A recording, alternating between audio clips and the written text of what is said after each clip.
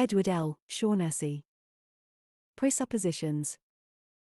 Towards the end of the 19th century, when China was still ruled by the last of its dynastic houses, scholars intimately familiar with China's traditional culture would have been able to write the history of ancient Chinese religion perfectly and with great assurance.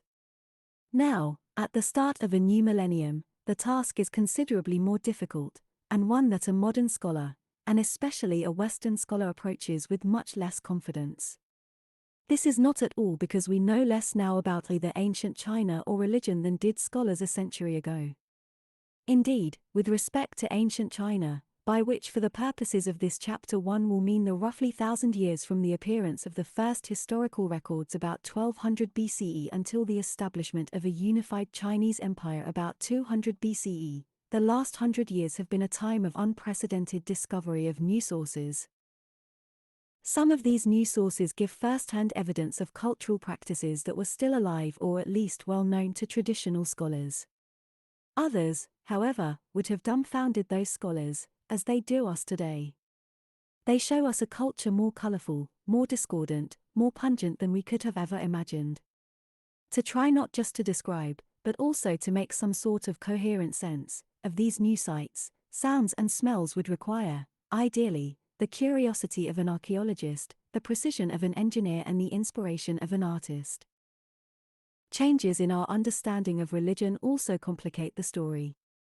100 years ago, historians conceived of religion in ancient China in one of two aspects, either the teachings of the masters, such as Confucius, 551 to 479 BCE, Laozi, 6th century BCE, Mozi, c. 478 to 392 BCE, Mencius, c. 385 to 305 BCE, Zhuangzi, c. 365 to 285 BCE, and Zunzi, c. 316 to 235 BCE, or the rituals of the royal court. Today, again thanks to archaeology, we have in addition to much more evidence about this elite culture, evidence also of the life of the great mass of the people. This evidence reveals, perhaps surprisingly but perhaps not so surprisingly, that practices and beliefs that we might term religious were not rigidly stratified according to social class. Kings and philosophers were just as likely to perform divinations, consult astrologers, practice meditation or engage the services of a spirit medium as were the common people, indeed, perhaps even more so, since they had readier access. And the common people, for their part, seem to have subscribed to the same overriding worldview as their social superiors. To be sure, religion, like the culture of ancient China in general, was by no means homogeneous or monolithic. Archaeology is beginning to reveal significant geographical diversities in religious expression, and with better control of the dates of their sources, historians can now discern how these expressions changed over the course of time. But, based on the evidence that is currently available, and given the important role that archaeology continues to play in the study of all facets of ancient China, this is by no means an empty caveat. There is little justification when talking about ancient China to use terms such as high and low religions, great and little traditions. Sources. As suggested above, the sources available to us for the study of religion in ancient China may be generally divided into two types: traditional, the sort of evidence that was available to the 19th century historian, and archaeological, that which has been discovered only in the 20th century. Each of these two types can in turn be divided into two subtypes. The traditional evidence is almost without exception textual, but questions about the dates and authenticities of different texts require different treatments. Some texts were actually written at or about the time of the events that they describe, and thus can be used, with due caution, as primary documents. Other texts, however, were certainly written much later than the events and institutions that they purport to describe. This does not mean that what these texts say about earlier events is necessarily wrong, but it is important to realize that they were written in response to the events of their own period and that their content reflects the concerns of the later period much more directly than it does those of the earlier period.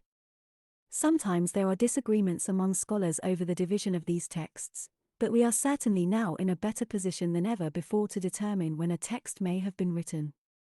This is due in large part to evidence discovered archaeologically in the last century. This evidence can also be divided into two general types: paleographic, i.e. written, and artifactual or figural. Sometimes these two types are combined in a single piece, for instance, an inscribed bronze vessel, but historians usually use the evidence differently. Traditional texts. The earliest surviving texts of ancient China were written during the Western Zhou dynasty, 1045 to 771 BCE. They are the three main classics of the Chinese tradition: the I Ching or Classic of Changes, the Shong Shu or Venerated Documents, also known as Shujing or Venerated Documents, and the Shijing or Classic of Poetry. Although these texts were certainly added to in later periods, and this is especially true of the Classic of Changes and the Venerated Documents, their oldest portions do give us a reasonably well-rounded picture of the religious life of the time. Over the next 500 years, many more texts were produced which have survived to the present, but in some respects they are more narrow. Other than historical texts such as the Zhuoxuan or Zhuo's tradition and the Guiyu or sayings of the states, both of which were probably written in the 4th century BCE and both of which describe events of the preceding several centuries, most surviving texts of this later period contain the sayings and writings of the various philosophical masters of the time. Examples are the Analects of Confucius, a compilation of Confucius' sayings and conversations with his disciples, and some sayings of the disciples themselves, edited by the disciples and by their disciples and so on over a more or less lengthy period, perhaps 2 centuries, the Mozi or Master Mo. Many of the philosophical texts of this period are usually referred to just by the name of the putative author, with the honorific Z or Master appended to it, which seems to contain some of the earliest sustained philosophical essays, probably written late in the 5th century BCE, or the Lu Shichunki or Mr. Lu's Springs and Autumns, written apparently over a brief period of time about 240 BCE by a group of scholars commissioned by one Lu Buwei, chancellor of the important state of Qin. There are also some texts that were certainly written during this period, but the date of which is still debated.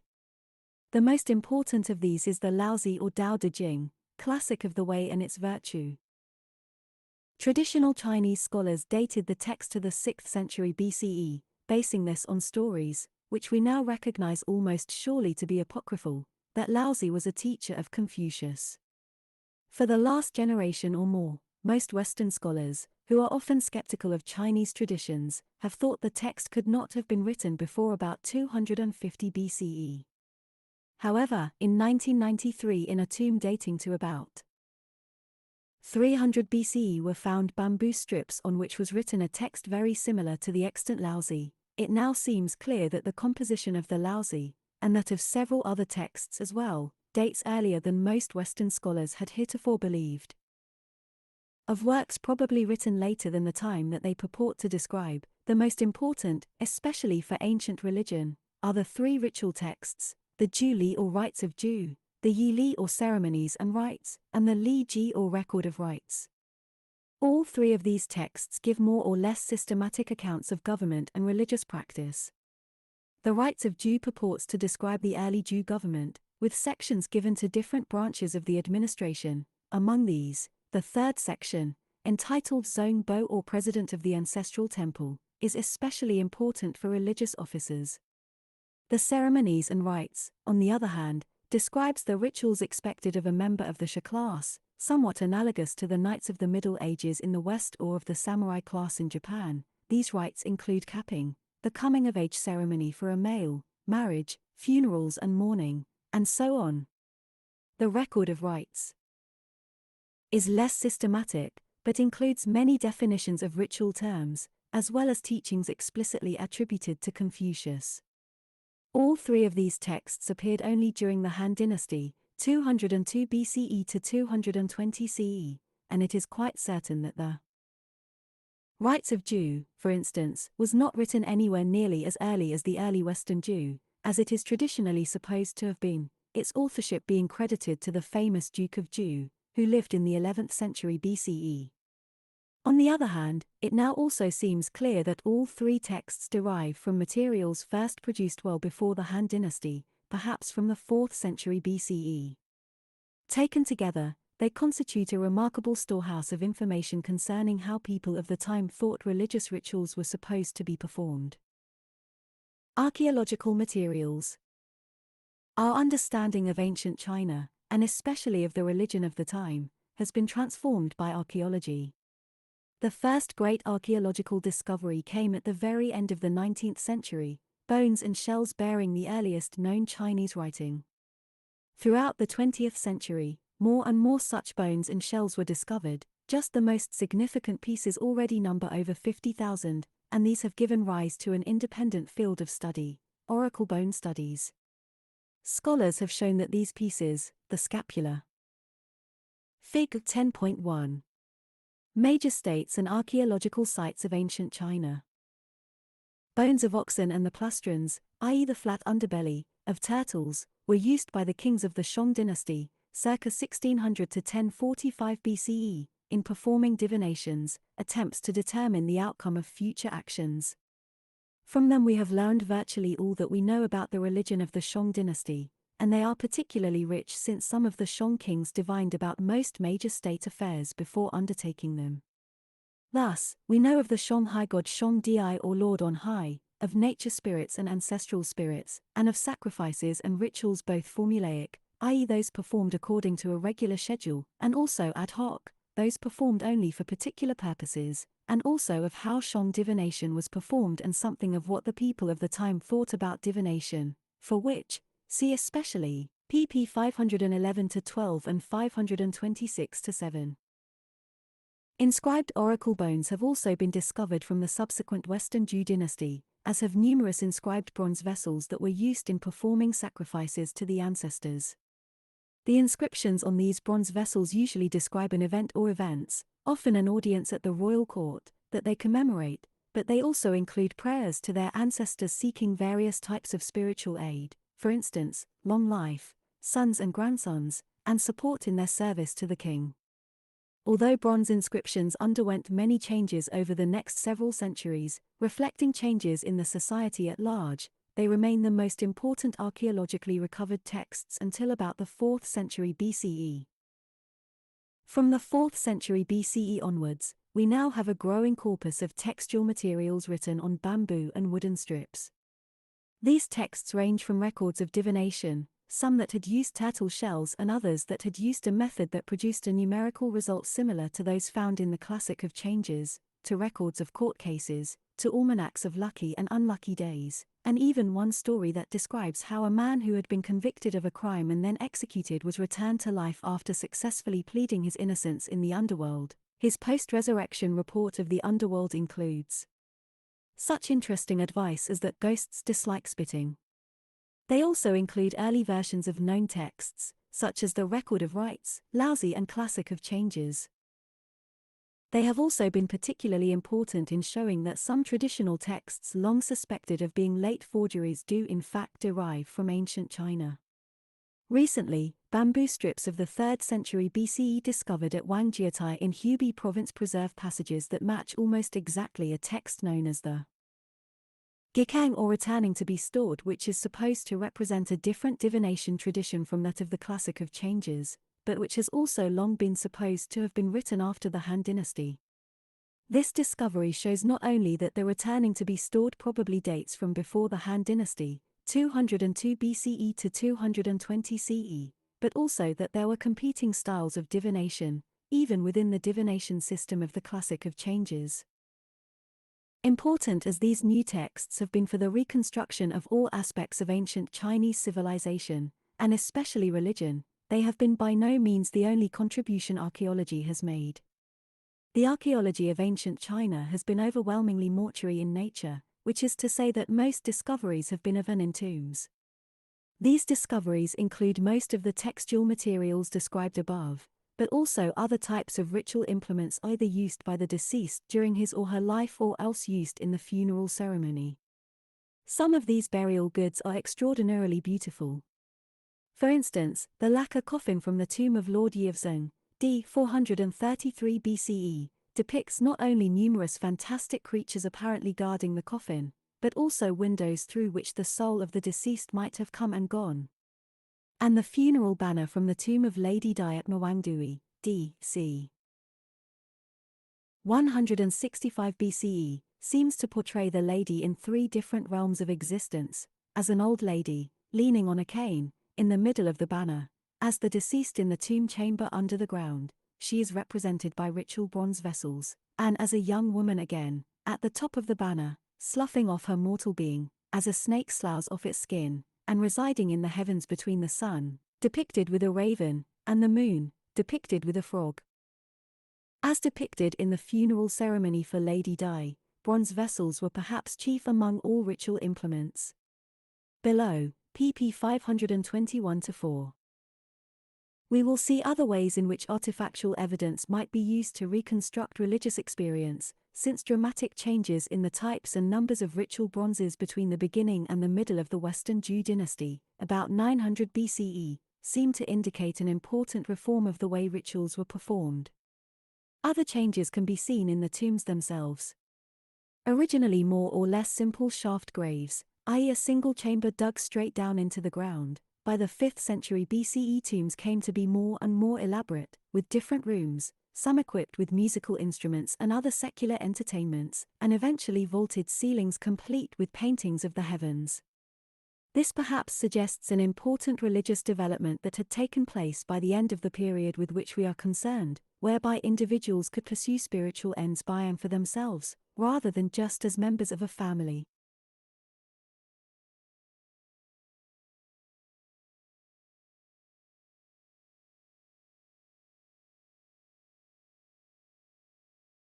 The world of ancient China.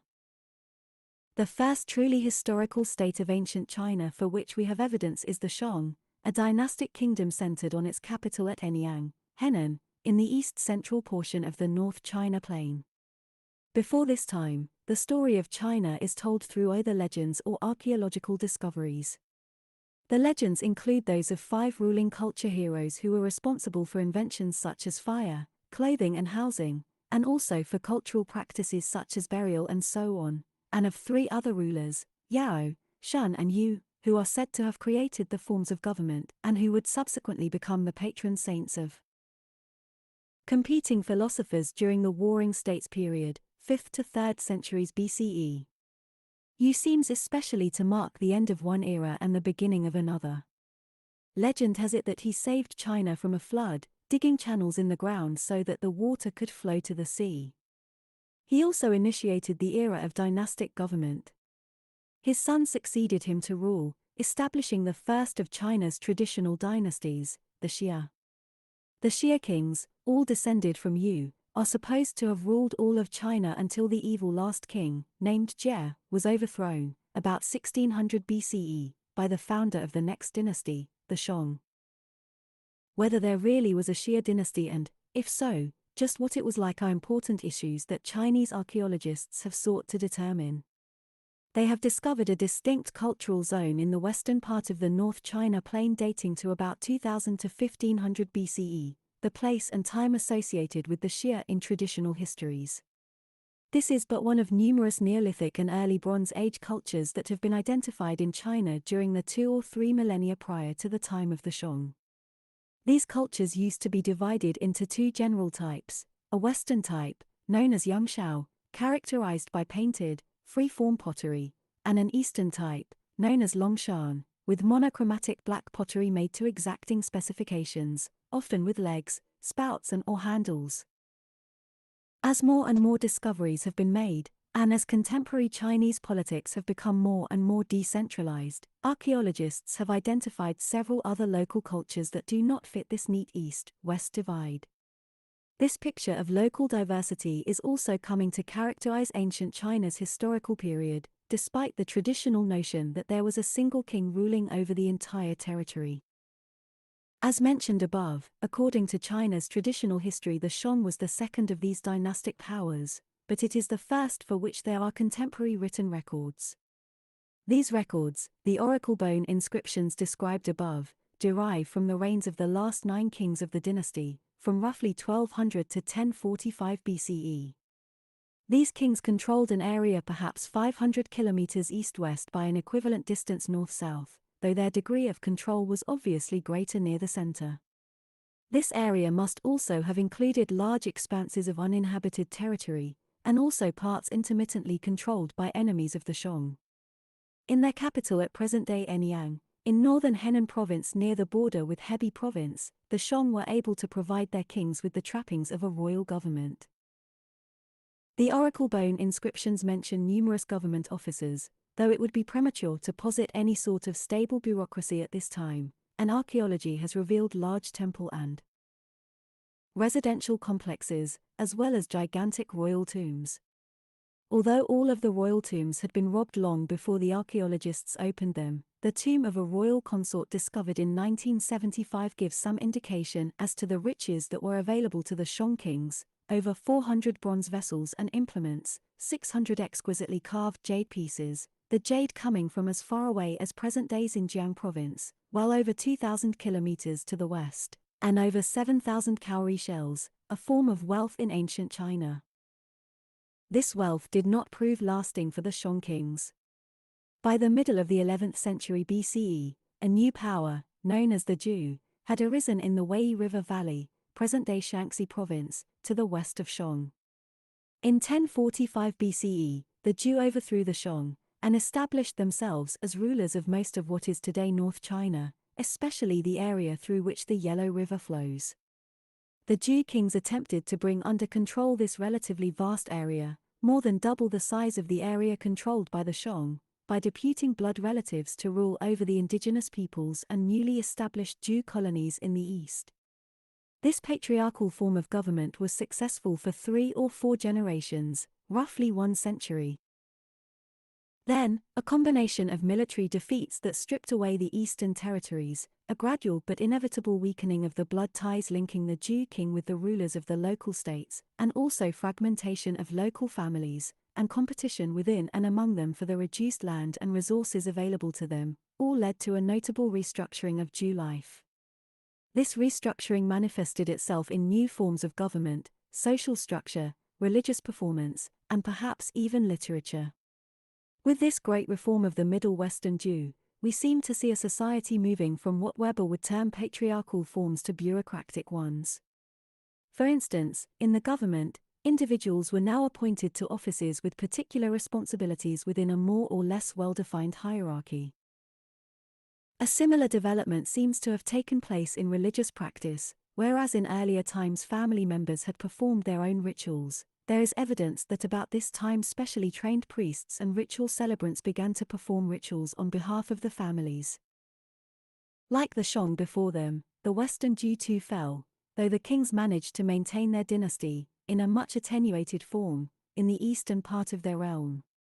In 771 BCE the Zhou capital near present-day Lebanon, Shaanxi province, fell to a combination of invading barbarians from the west and disaffected members of the Zhou state. Legend has it that one of the leaders of the attack on the Zhou capital was the father-in-law of the queen, who had been set aside by the king in favor of a concubine with whom he was enamored. This fall was almost surely due also to the increasing strength of the eastern states that had originally been established as Zhou colonies. These were then to constitute the independent states of the following Eastern Zhou period, 770 to 256 BCE. This period is also traditionally divided into 2 other periods, the Springs and Autumns period, 722 to 481 BCE, named after the title of the Chronicle of the State of Lu that Confucius was supposed to have edited, and the Warring States period, 463 to 222 BCE. Whereas the historical development of the Western Zhou period had been from a consolidated royal government towards independent local states, the tendency of the Eastern Zhou period was just the reverse. By one count, of 162 states that were in existence at the beginning of this period, only 14 were left by the end of the Springs and Autumns period. Indeed, by the middle of the 7th century BCE, with only minor perturbations thereafter, for major powers carved up north, south, East and West China among themselves, Qi in the east, Jin in the north, Qin in the west and Chu in the south. Throughout this period, first one and then another of these states would become most powerful, Qi and Jin even being recognized by Zhou kings as premiers among the states at various times, but it was not until the middle of the 3rd century BCE that the western state of Qin finally gained supremacy of power. Over the course of 25 years, the last of the Qin kings, King Sheng, or as he is better known Qin Shi Huangdi, the first emperor of China, defeated all of the other states, uniting them into a centralized empire.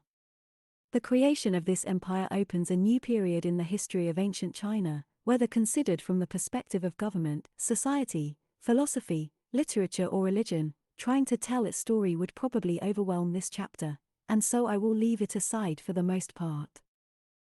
The social organization of religion. The oracle bone inscriptions of the Shang dynasty show that the Shang religion was primarily a family cult. Although there is some mention of nature spirits, most of the Shang ritual activity was directed at the royal ancestors. It seems, too, that the Shang high god, Shang Di, was conceived of as a high ancestor, perhaps the first of the ancestors or even the ensemble of the ancestors. With only one or two exceptions, sacrifices to these ancestors could be performed only by members of the royal family, the king being the first among them. When the Zhou overthrew the Shang, they were able to portray their high god Qian or heaven as an all-encompassing god, with power over but also available to all families under heaven. Despite this theological universality, in practice Zhou religion remained resolutely familial. Each family had its own ancestral temple in which sacrifices, to the family's own ancestors, took place. The following inscription on one bell of a large set of bells used in the ancestral sacrifices of one family illustrates just how important the ancestors were conceived to be. The person for whom the bell was cast, a scribe at the Zhou court by the name of Xing, addresses his prayer directly to 3 generations of his ancestors.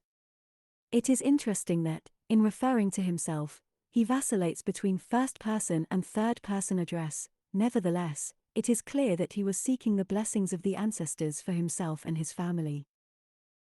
Xing Shang 1. Xing permanently morning and night in a sagely and bright manner offers filial piety to high grandfather Duke Xin, to cultured grandfather Duke Yi, and to august deceased father Duke Ding, with this harmonic set of bells, using it to summon the prior cultured men to approach and enjoy the solemn music, and using it to make offering for longevity and to beseech an eternal mandate, extensively blessed wealth, and pure favors. Would that the august ancestors and deceased father and high ancestor, in response abundantly and piercingly be watchful on high.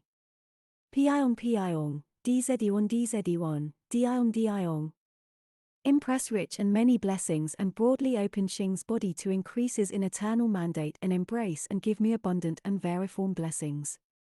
May Xing for 10,000 years be even honored and resplendently glorious in offering rites without limit to the cultured spirits and to glorify their blessings, thereby securing glory to Xing's person. Eternally will I treasure it.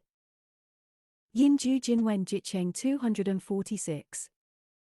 Other inscriptions on vessels cast for Xing or for other members of his family indicate that his high-grandfather Duke Xin was the founder of a branch lineage of the family. As families became more and more fragmented towards the end of the Western Zhou, and especially into the Eastern Zhou period, the ancestors seem to have lost some of their potency vis-à-vis the living. Whereas virtually all inscribed Western Zhou bronze vessels are dedicated to one ancestor or another, by the 7th and 6th centuries BCE very few inscriptions mention ancestors at all. By one count, only 11 of 341 Eastern Zhou inscriptions are dedicated to ancestors. Instead, the inscriptions seem designed primarily to show off the accomplishments of the person for whom the vessel was cast. This is perhaps consistent with a general trend among the government officers and intellectuals of the period to honor the worthy. By the end of the Springs and Autumns period, there is a noticeable decline in the number of high-ranking government officers who come from noble families. Their places were taken by individuals, largely drawn from the ranks of the Shi class, who had demonstrated special aptitudes and training. Much of this training must have come from private teachers such as Confucius and Mozi, who at just this time were collecting about them more or less extensive groups of disciples. At least some of those disciples who did not find employment in the government continued to live communally with their fellow disciples. The followers of Confucius divided into several different sects after his death, and seem to have been employed as itinerant ritualists, expert especially at funeral rites. Moses' followers banded into small armies that offered their services to besieged cities, as a practical application of Moses' doctrine against offensive warfare. These sorts of doctrinal sects may have given rise to the great religious communities that eventually arose in China in the 2nd century CE. Unfortunately, the social organization of religion in the intervening period is still unclear, and this must remain as merely conjecture. The trend towards individuality and honoring the worthy in the springs and autumns period also revealed itself in the religious expression of the time. Not all religious experience was communal. Many now sought individual mystical union with the Tao or Way. The Laozi describes the sage as one who is self-contained. Without stirring abroad, one can know the whole world. Without looking out of the window, one can see the way of heaven. The further one goes, the less one knows. Therefore the sage knows without having to stir, identifies without having to see, accomplishes without having to act. Point 1. Indeed, there seems even to have been a change in the understanding of what spirit, Shen, is, at least on the part of some. In the Shang and Zhou periods, spirits were deceased ancestors who continued to influence events in the world. By the Warring States period, spirit had become a power that could be internalized, that could be concentrated in one's own person. There is evidence that some people achieved these mystical experiences by way of practices akin to yoga and/or meditation. Some of these practices probably originated in self-cultivation techniques valued, at least at first, for their physical benefits. A jade block from about 300 BCE is inscribed with a 9-step rhymed instruction for how to breathe. It is referred to as moving the vapor, qi. Swallowing, it moves. Moving, it extends. Extending, it descends. Descending, it stabilizes. Stabilizing, it solidifies. Solidifying, it sprouts. Sprouting, it grows. Growing, it returns. Returning, it is heaven. The last stage of these instructions reveals that this breathing technique had religious implications as well as physical benefits. Another text from just about the same time that also seems to describe breathing techniques allows more of these religious implications to be seen. The Niyi or Inner Achievement chapter of the Guanzi or Master Guan contains the following passage. Concentrate the vapor as a spirit, and the 10,000 things will exist completely, within you. Can you concentrate? Can you be one? Can you not perform turtle shell and milfoil divination and yet know the auspicious and ominous? Can you stop? Can you cease? Can you not seek it in others and yet obtain it in yourself? It was perhaps these practices, concentrating the vapor as a spirit, that gave rise about this time, 4th and 3rd centuries BCE, to cults of immortals, literally men on mountains, who withdrew from society and went off to cultivate their inner being. The Zhuangzi, the most evocative of all texts from this period, provides the following description of these immortals. The perfect man is godlike. Though the great swamps blaze, they cannot burn him, though the great rivers freeze, they cannot chill him, though swift lightning splits the hills and howling gales shake the sea, they cannot frighten him. A man like this rides the clouds and mist, straddles the sun and moon, and wanders beyond the 4 seas. Even life and death have no effect on him, much less the rules of profit and loss, too. The appearance of the individual quest probably marks the most significant development in the religious experience of ancient China. Yet, even by the end of the period under consideration in this chapter, religion remained overwhelmingly communal, primarily within the family. This is doubtless related to the worldview of the time, which saw all life as interrelated. To withdraw from society, to live outside of relationships, would be to go counter to the way of the world. The worldview of ancient China. Early correlative thought. It is very common to characterize early Chinese thought as being based in a view of the world that correlates natural phenomena with events in the human realm.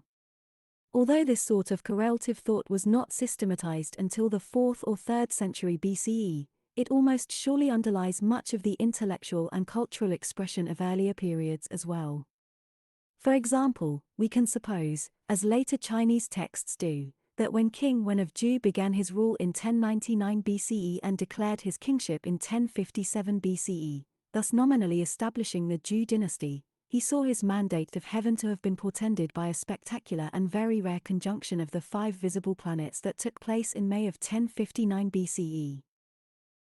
Similarly, when the Western Zhou dynasty was coming to its end, an equally rare succession of lunar eclipses, the 15th of January 783 BCE, the 4th of January and the 24th of December 782 BCE, followed by a solar eclipse, the 4th of June 781 BCE, and then in the very next year by an apparently spectacular earthquake in the Zhou capital area, led the poets of the day to envision the crumbling of their own moral and political order. The beginning of the 10th month, classic of poetry, Mao 194. At the beginning of the 10th month, the first day Xin Mao, day 28 in the Chinese cycle of 60. The sun was eclipsed. Again a great calamity. That moon was diminished. This sun is diminished. Now for these people below. Again, a great woe. The sun and the moon announce the balefulness. Not using their parts. The 4 states are without government. Not using their worthies. For that moon to be eclipsed, then is common. For this sun to be eclipsed, wherein is the immorality? Flashing and flashing the thunder and lightning. Neither calm nor assured. The 100 rivers bubble and leap. The mountains and hills crumble and fall. The high cliffs become valleys. The deep valleys become peaks. Woe to the people of today. Why has no one taken warning? Here and where no other name given, translator Shaughnessy. Terrestrial phenomena did not need to be so startling as an earthquake to be portentous. Thus, when Confucius encouraged his disciples to study the classic of poetry for, among other reasons, the more to recognize the names of birds and animals, plants and trees, Analects 19/9, his interest was almost surely not pedantically biological. Instead, he believed that birds and animals, plants and trees partake of the same world order as do the affairs of, for instance, family members and statesmen.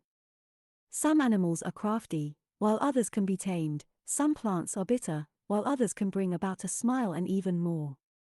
Knowing their names, and thus understanding their natures, leads to a better understanding of the human realm as well. By paying careful enough attention to nature, one can literally hear it sing out its advice, as in the following early poem. Chopping wood, classic of poetry, Mao 165. Chopping wood, ding ding. A bird chirps ying ying. Coming out of the dark valley. Moving to the lofty tree. Ying its chirp. Seeking its friend's sound. Look at that bird. Even it seeks its friend's sound. How much more so should not a man seek a friend? Internalize it, hear it. In the end, it will be harmonious and peaceful. Hear it, indeed, for it may be phrased in a very human language. The first poem in the classic of poetry, entitled The Joining Osprey, Mao 1, begins with an excellent example of a poetic style, referred to in traditional Chinese literary criticism as xing or evocation, in which a stanza is composed of 2 parallel couplets, the first describing something or event in the natural world and the second a corresponding person or event in the human world. Join, join, cries the osprey. On the river's isle. Delicate is the young girl. A fine match for the lord. According to traditional Chinese zoology, the osprey is supposed to be a bird that mates for life, and so well evokes romantic relations between a lord and a suitable woman. Just as the osprey here is on the river's isle, implying that it is separated from its mate. The Chinese word for river is part of an extended word family that includes many words for separation, thus perhaps the watery cleaver, so too the Lord is portrayed as not yet having joined with the woman. But he hears the osprey calling to its mate with the sound guan guan, understanding the sound to be the Chinese word guan, which means to join. Thus, the bird call links the two couplets, and in so doing bridges the divide between the natural and human realms. As we will go on to see in the section on divination below, pp 525-32, poetry was linked to various forms of divination, both formally and conceptually. Indeed, in the Zhou dynasty, the same officers responsible for poetry, the Shi or scribes, were also responsible for, among other things, divination and astronomy. But poetry is important for more than just its formal relations, by giving expression to the linkage, the correlation, between the natural and human realms. One can divine from the poetry something of the spirit of ancient China. One of the Western world's great interpreters of ancient China, Marcel Granit, 1884–1940, used the evocations of ancient Chinese poetry to describe what this spirit meant to the people of the time. They experienced the presence of a tutelary power whose sanctity sprang from every corner of the landscape, blessed forces which they strove to capture in every way. Holy was the place, sacred the slopes of the valley they climbed and descended, the stream they crossed with their skirts tucked up, the blooming flowers they plucked, the ferns, the bushes, the white elms, the great oaks and the wood they took from them, the lit bonfires, the scents of the nosegays, the spring water in which they dipped themselves, and the wind that dried them as they came from bathing, all had virtues, unlimited virtues, all was a promise given to all hopes. And the animals which teemed and also held their seasonal assemblies, grasshoppers gathering under the grass, the arrested flights of birds of passage, ospreys gathered together on sandy islets, wild geese calling to one another in the woods, all were part of the festival and shared in the holiness of the place and the moment. Their calls, their chases, were signals, emblems, a language in which men heard an echo of their own emotions. They felt themselves strong by their harmony with the natural world. 3. The rise of 5 processes systems. Nature was intelligible to man because, apart from abnormal phenomena such as eclipses and earthquakes that required the expert knowledge of diviners, it was basically regular and predictable. The circuit of the year is perhaps the best example of nature's predictability. Stargazers knew that at the beginning of February the horns of the dragon constellation, Proportionality Virginis, would appear in the eastern sky at dusk, that by midsummer the entirety of that constellation, which included also virtually all of what in the west has been grouped as Scorpio, would be arrayed across the southern sky, that in the autumn it would sink, head first, below the western horizon, and that in winter the dragon would not be visible at all in the night sky. On Earth, trees and plants would correspond with the movements of the dragon, coming out in spring, coming to full flower in summer, being ready for harvest in autumn, and hibernating in the winter. It is not hard to see that the 4 seasons would offer a ready categorization for nature's varieties. It is perhaps also not hard to imagine how the seasons might be correlated with another 4-fold categorization of the world, the 4 directions. That the dragon constellation, like the sun, came out in the east, flourished in the south, and culminated in the west, served to correlate the east with spring, south with summer, west with autumn, and north, where the sun does not reach, with the dead of winter. The regularity of the stars and seasons early on gave rise to almanacs telling people what to do when. Probably the earliest of these is yet another poem in the classic of poetry, this one entitled The Seventh Month. It is a lengthy poem that begins with the ebbing of the fire star, i.e. Antares, the heart of the dragon constellation, and proceeds to describe events, both natural and human, associated with the various months of the year. Here it will be possible to translate only 2 stanzas, taken from different parts of the poem. The Seventh Month, Classic of Poetry, Mao 154. In the 7th month the fire ebbs. In the 9th month we give out coats. As the spring days carry warmth. There is the cry of the oriole. The girls clutching their fine baskets. Follow those narrow paths. To pluck the tender mulberry leaves. As the spring days grow longer, they gather the white aster in bunches. The girls' hearts are pained and sad, until with their men together they return.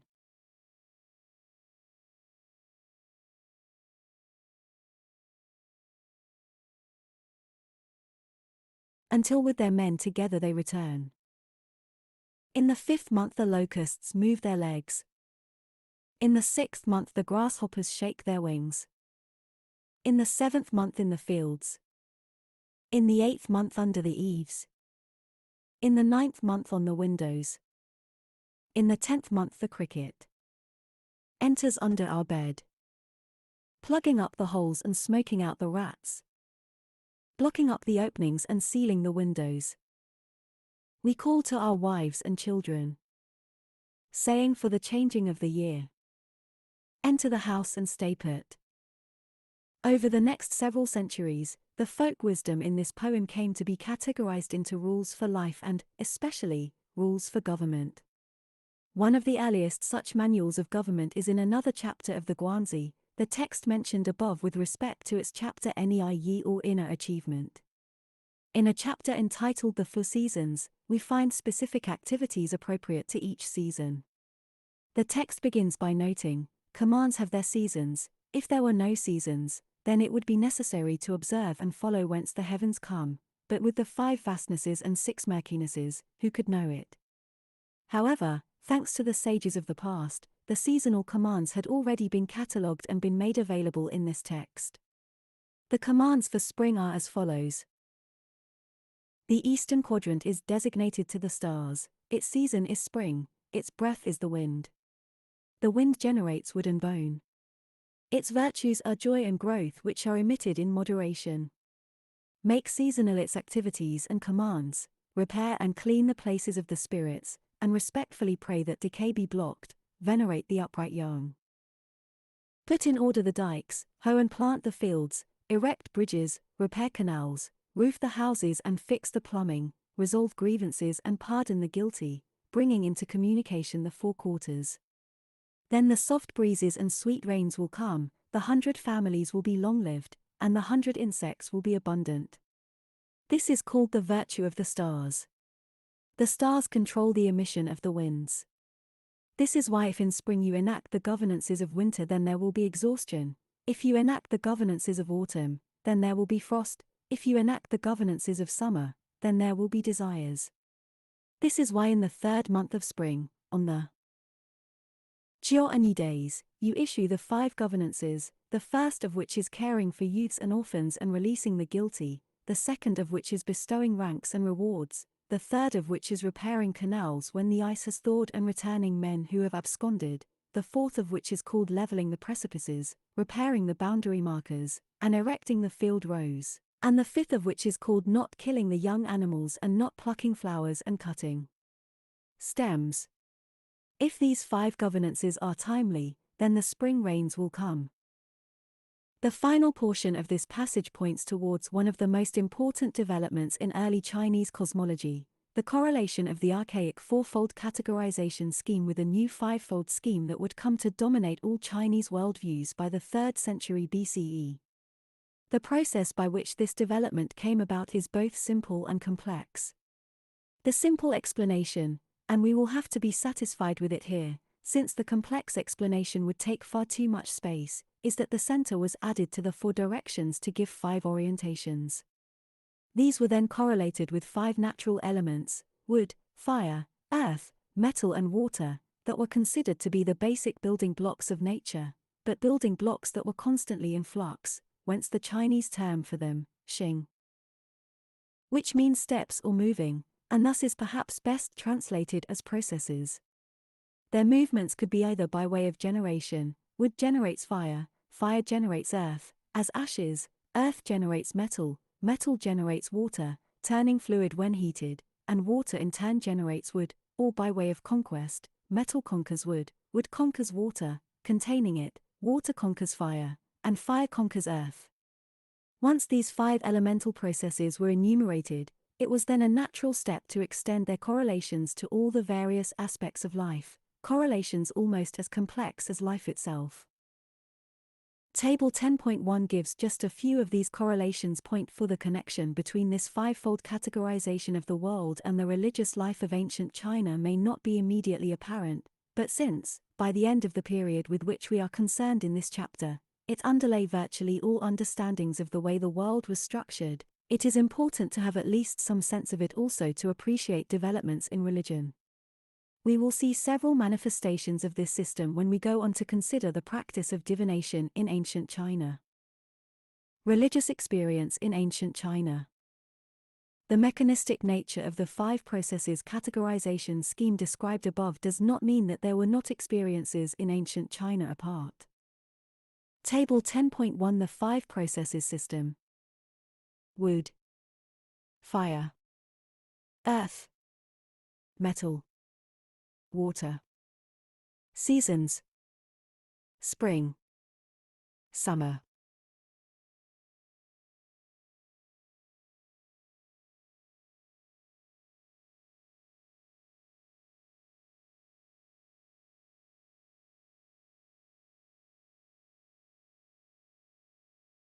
Autumn, winter. Directions: east, south, center, west, north. Tastes: sour, bitter, sweet, acrid, salty. Smells: goatish, burning, fragrant, rank, rotten. Numbers: 8, 7, 5, 9, 6. Heavens: stars, sun, earth.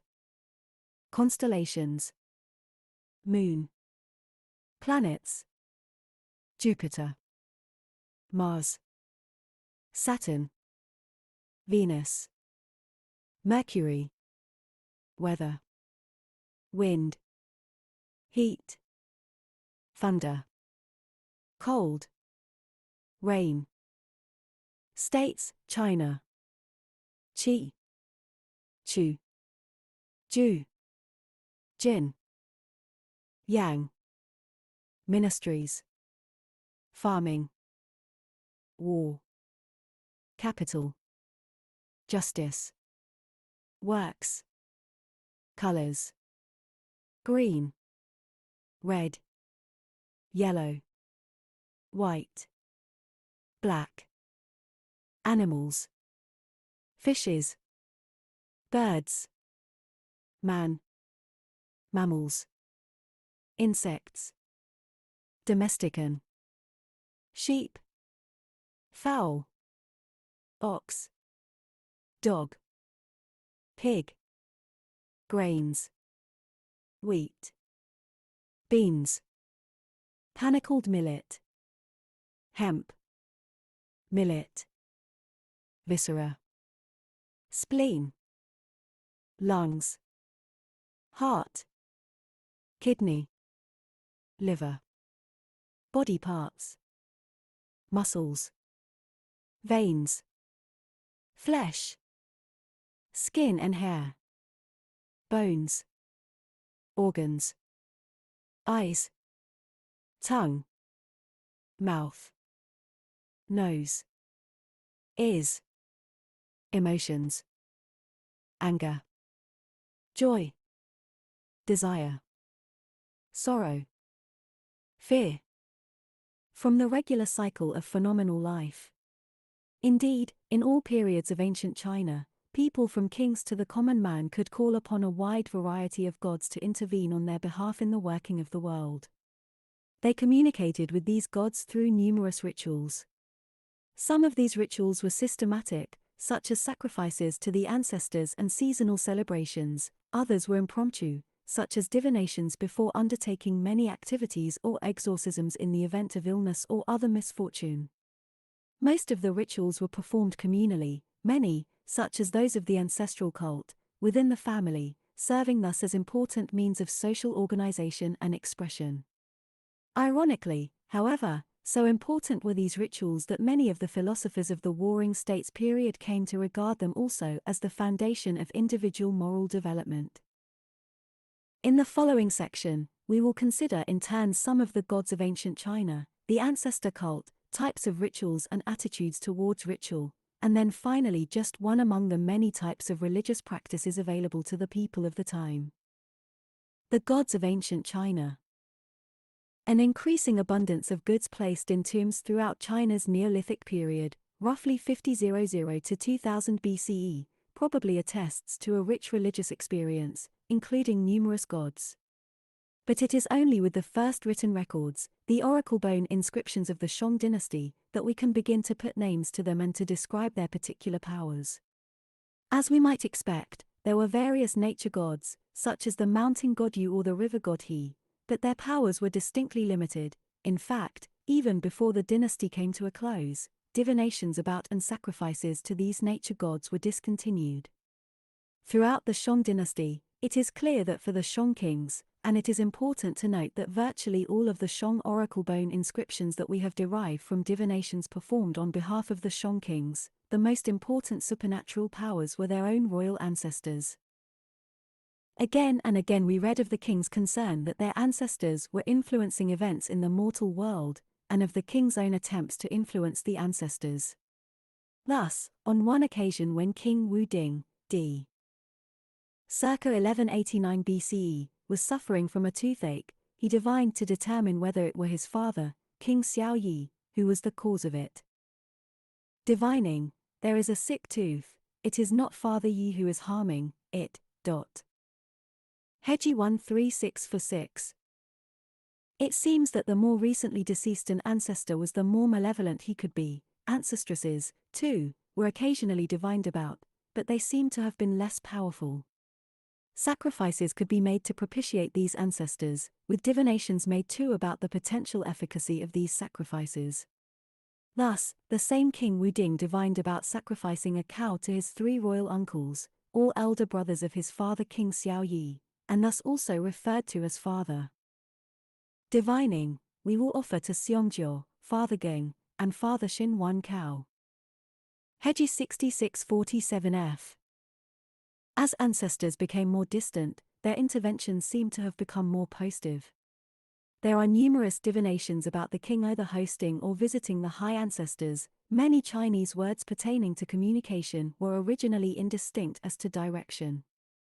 The following divination is a complete example, containing a preface indicating the day and performer of the divination, the charge or topic of the divination proper, the king's prognostication of it, and a subsequent verification indicating that the king's prognostication was indeed accurate.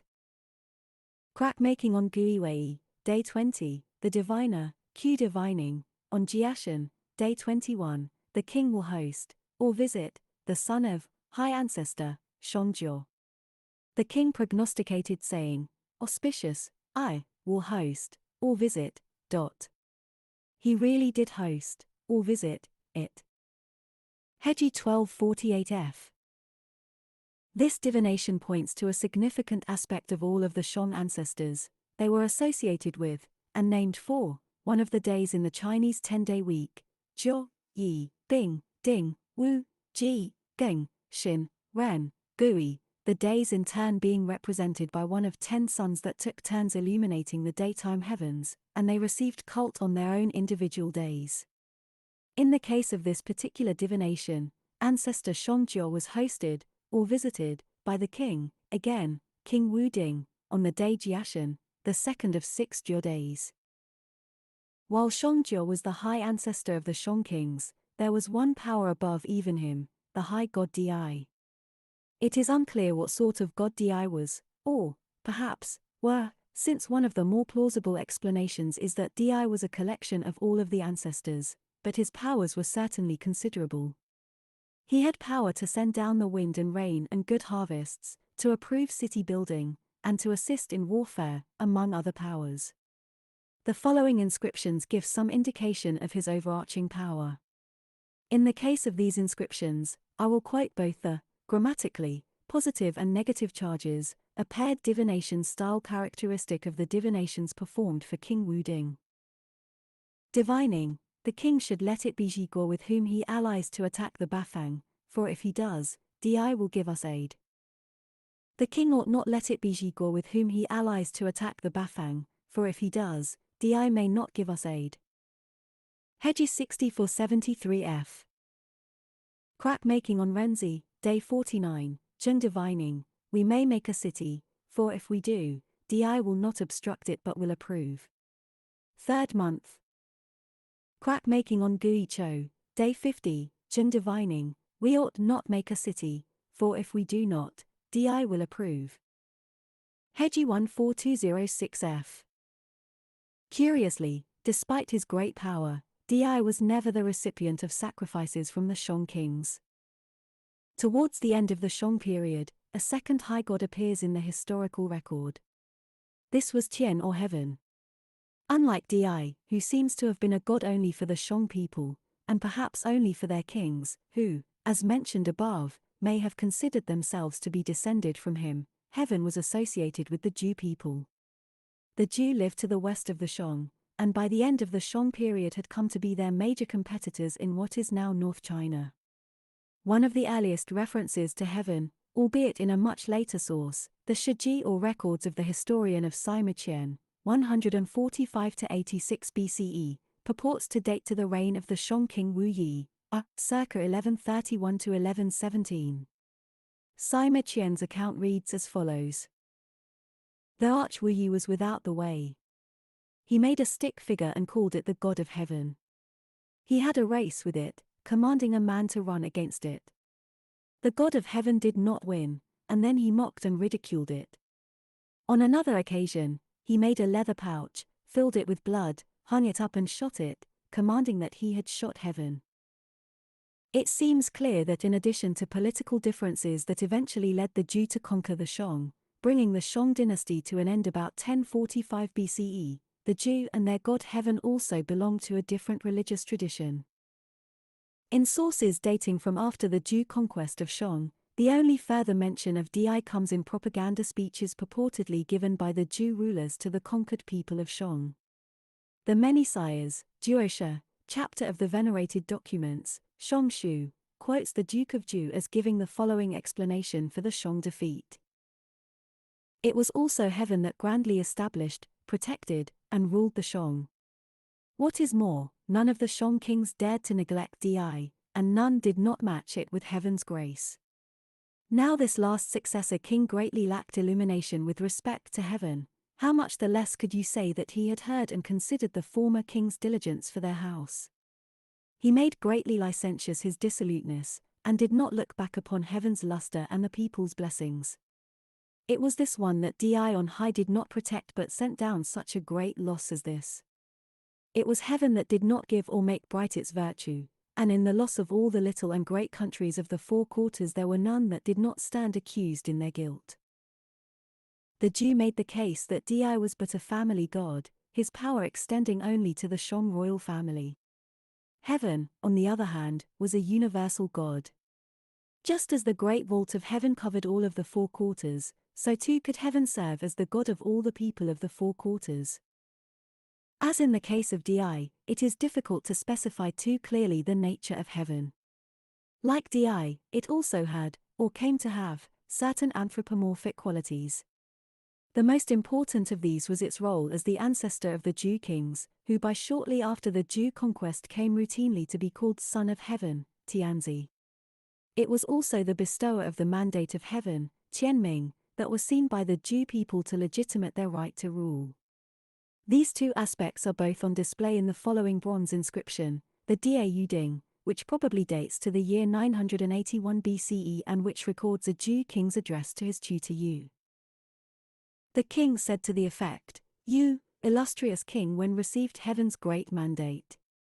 At the time, King Wu succeeded when and made the country, he ridded its evil, extending to the four quarters, and governed their people. Among the managers of affairs, he suppressed wine, none dared to get flushed. Having offerings and sacrifices, none dared to get drunk. Therefore, Heaven respectfully looked down and treated him as a son, and greatly protected the former kings, have the four quarters. Yin Ju Jinwen Jicheng 2837.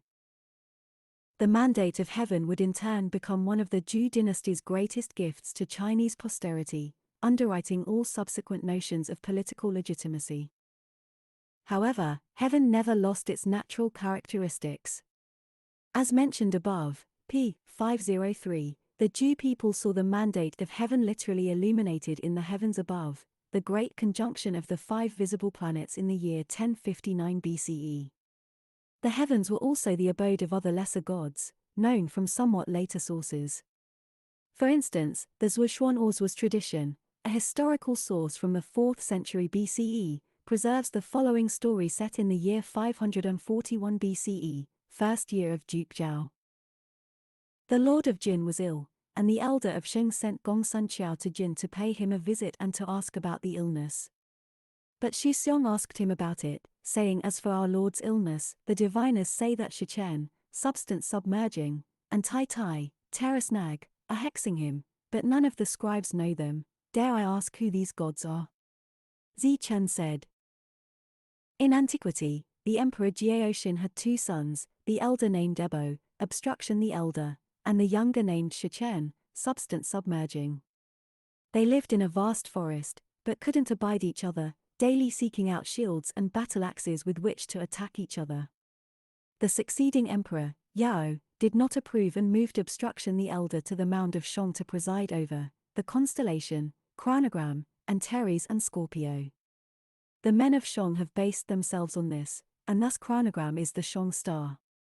He moved substance submerging to the Great Shia, the area of the state of Jin, to preside over the star Triaster, Orion.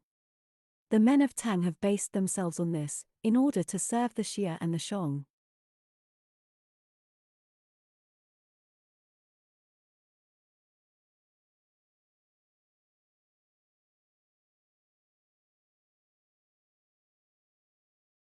The account continues with much of interest for the history and interpretation of divination and medicine in ancient China.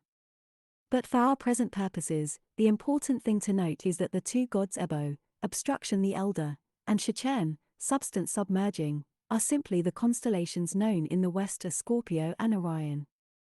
Their banishment to the east and west respectively is but a mythic explanation of the natural fact that the 2 constellations never appear together in the night sky. As Scorpio arises in the east, the constellation Orion sets, or, in Chinese mythological and astronomical terminology, submerges, in the west.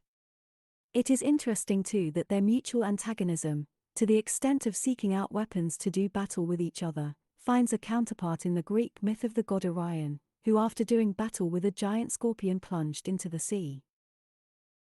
By the end of the ancient period in China, another astral deity had metamorphosed into the singular high god Tai Yi, Grand One, the most exalted of the spirits of heaven, in the words of a memorial presented to the Han Emperor Wu, 140–87 BCE. Tai Yi referred to the topmost of a group of 4 stars in an inverted Y shape, this shape being very similar to the Chinese character Tai or Grand, located just above the northern Dipper. It seems originally to have governed military campaigns, as demonstrated by its use decorating the blade of a dagger axe from the Warring States period.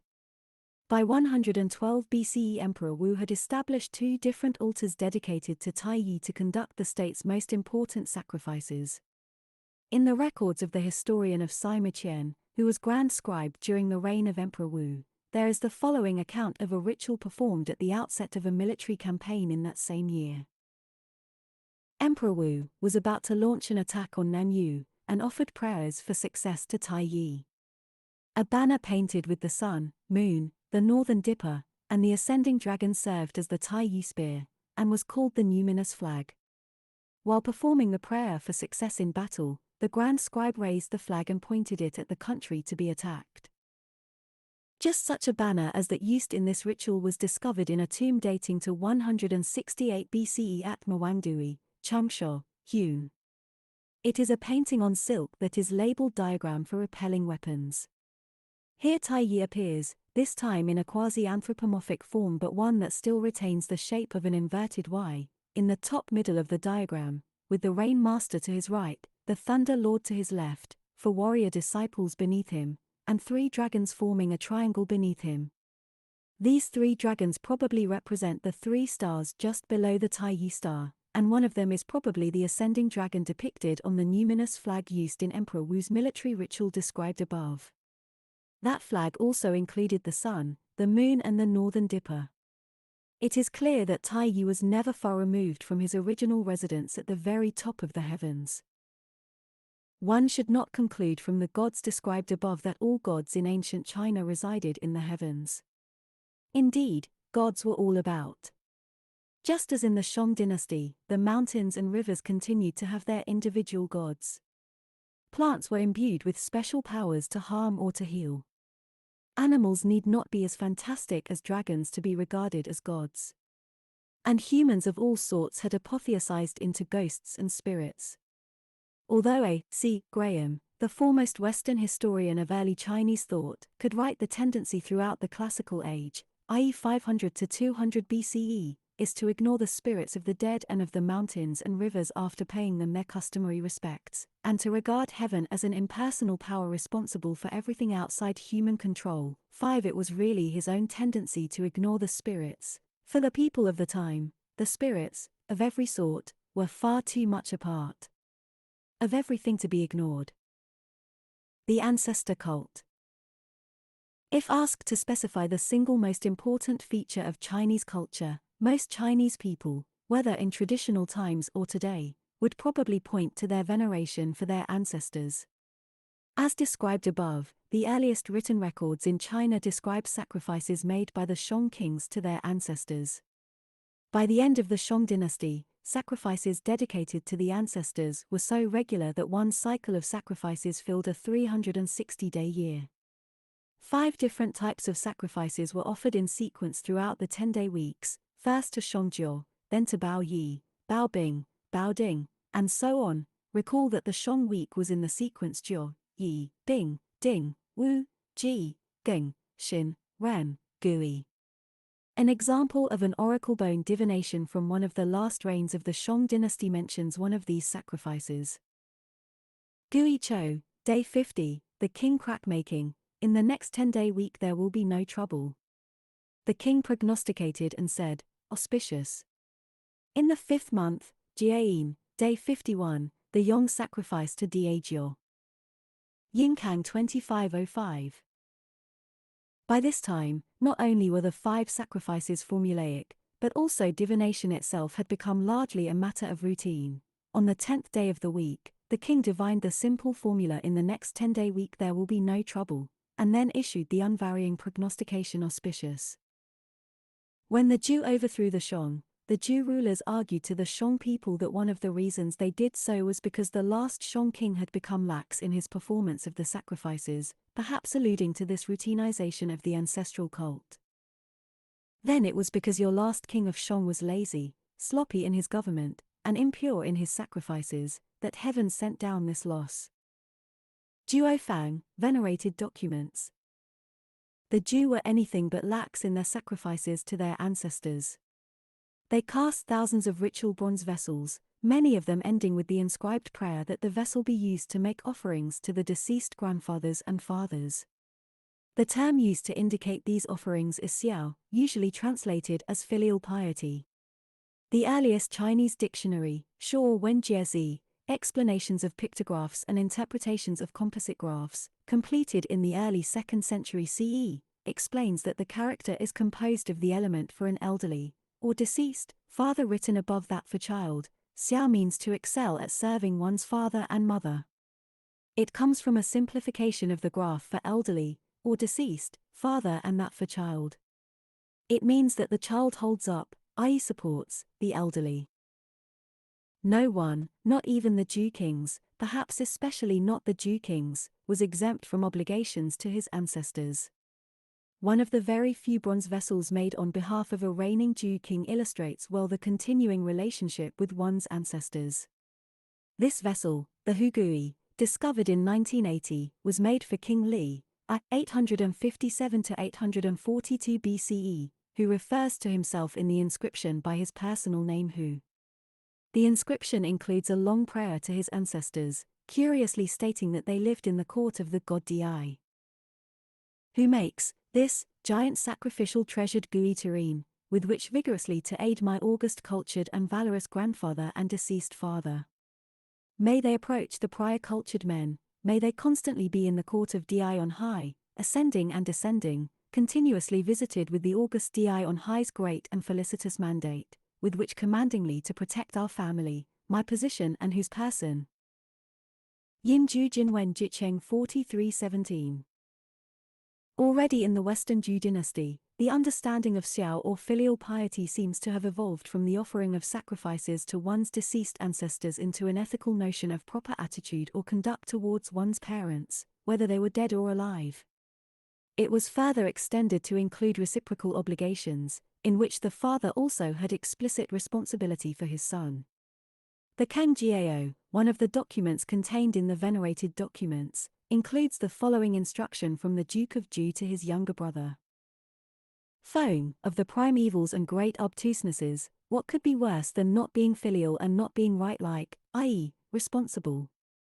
If a son does not respectfully fulfill his father's service, he greatly wounds his deceased father's heart. With the father who is not able to treat his son as a son, then he sickens his son. With the younger brother who does not consider the luster of heaven, then he is not able to honor his elder brother. With the elder brother who likewise does not consider and pity his younger brother, this is to be greatly not right-like, i.e., irresponsible, with respect to the younger brother. By the time of Confucius, or at least no later than his early disciples, xiao or filial piety had coalesced into perhaps the core Confucian virtue. Several maxims regarding the need for filial piety to be internalized are attributed to Confucius in the second book of the Analects. Meng Yizi asked about being filial. The master answered, "Never fail to comply." Fan Kai was driving.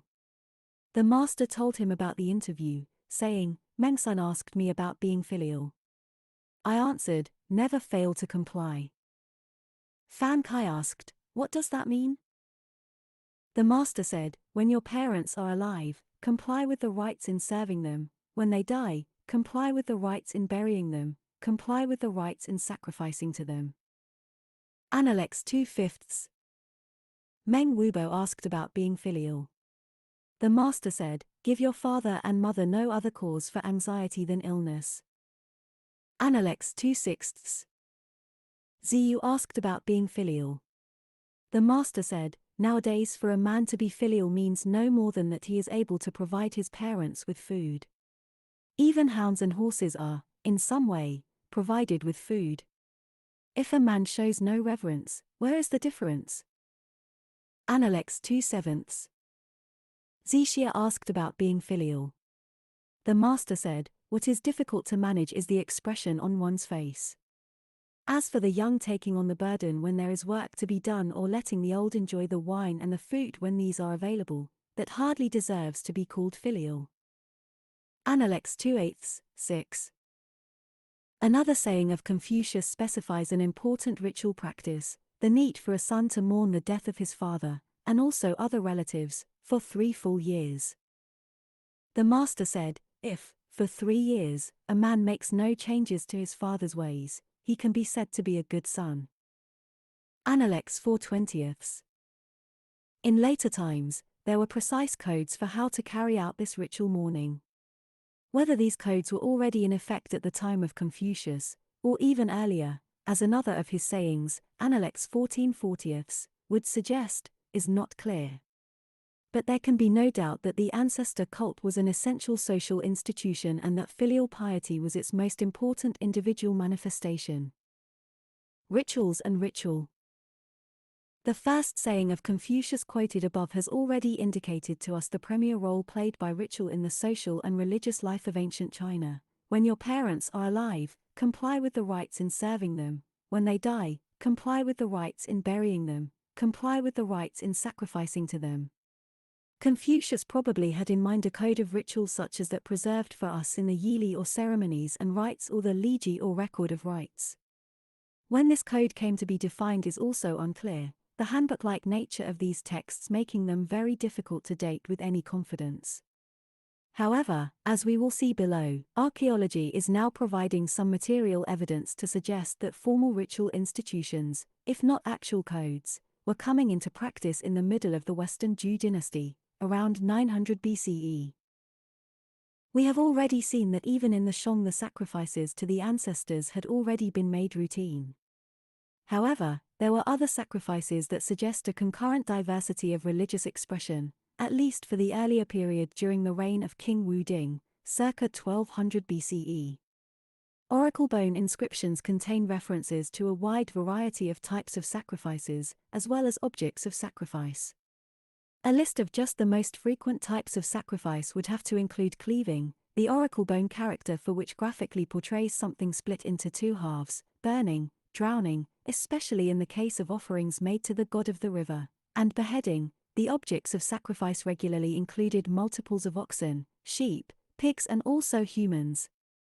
The practice of human sacrifice during the Shang period is attested both in the records of the oracle bone inscriptions, example crack making on Yimao. Day 52, Xing divining, the king will host, or visit, grandfather Yi, and will offer up 15 decapitated Qiong, enemies of the Shang, and will cleave pen sheep, for if he does there will be no fault. In the 12th month, Heji 22551, and in pits excavated at Anyang containing rows of skeletons carefully lined up, and all headless. Human sacrifice is most characteristic of the Shang, but it did not end with the Shang. Although there is little or no evidence for human sacrifice in the Western Zhou, there is a record that some Shang noblemen were executed, perhaps sacrificed, after the Zhou conquest of Shang. There is an account of human offering at a later period, upon the death of Duke Mu of Qin, 659 to 621 BCE, that has been immortalized by a poem included in the Classic of Poetry. The poem describes three noblemen of Qin on their way to the grave to follow their deceased ruler in death. The first of three similar stanzas pertains to the first of the three noblemen. Yellow Bird, Classic of Poetry, Mao 131. Flying past each other the yellow birds, stopping on the thorn bush. Who follows Duke Mu? Ziju Yangtze. It is this Yangtze, who is unique among 100 fellows, overlooking that pit. So terrified his trembling, that blue heaven destroys our finest men. Oh, if he could be ransomed, his person would be worth 100 men. A century or so later, Confucius is said to have criticized even the practice of putting pottery figurines of humans into tombs, because it preserved the attitude, if not the actual bloodshed, of human sacrifice. When Confucius said, "The inventor of burial figurines in human form deserves not to have any progeny," he was condemning him for the use of something modeled after the human form. Mencius 1a47. But even for Confucius, his aversion to human sacrifice did not extend to a general avoidance of bloodletting. When one of his favorite disciples, Zigong, proposed doing away with sacrificing a sheep in the monthly ritual marking the new moon, Confucius refused to go along with the change, remarking, "You love the sheep, but I love the right." Analects, 3/17. For the Western Zhou dynasty, not only is there little or no evidence of human sacrifice, there is very little evidence of many sacrifices outside of the ancestor cult.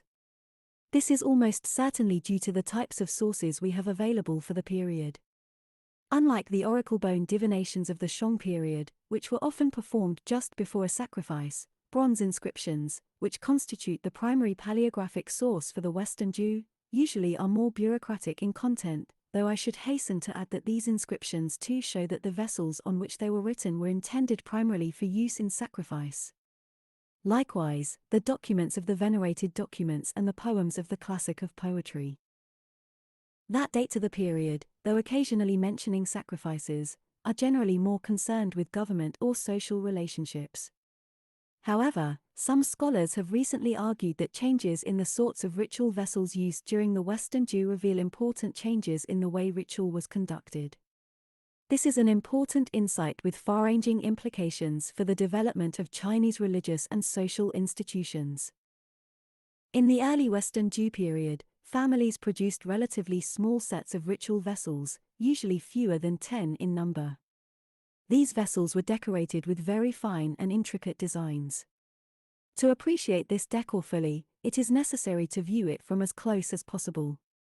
And since all of the vessels in the set would have been grouped together on a single small altar, examples of which have also been discovered archaeologically, it would have been possible for all of the members of the family to gather around the altar to perform the sacrifices to the ancestors together. The earliest poems in the classic of poetry, which date to the same period as these small, intricately decorated sets of bronze vessels, are liturgical hymns sung in the performance of sacrifices to the ancestors. They too show that these sacrifices were celebrated, perhaps a better word would be concelebrated, by actual members of the family. The following poem, It is Heaven's Mandate, ends with a prayer, marked by the word may, explicitly stated with a plural we. It is Heaven's Mandate, classic of poetry, Mao 267. It is Heaven's mandate.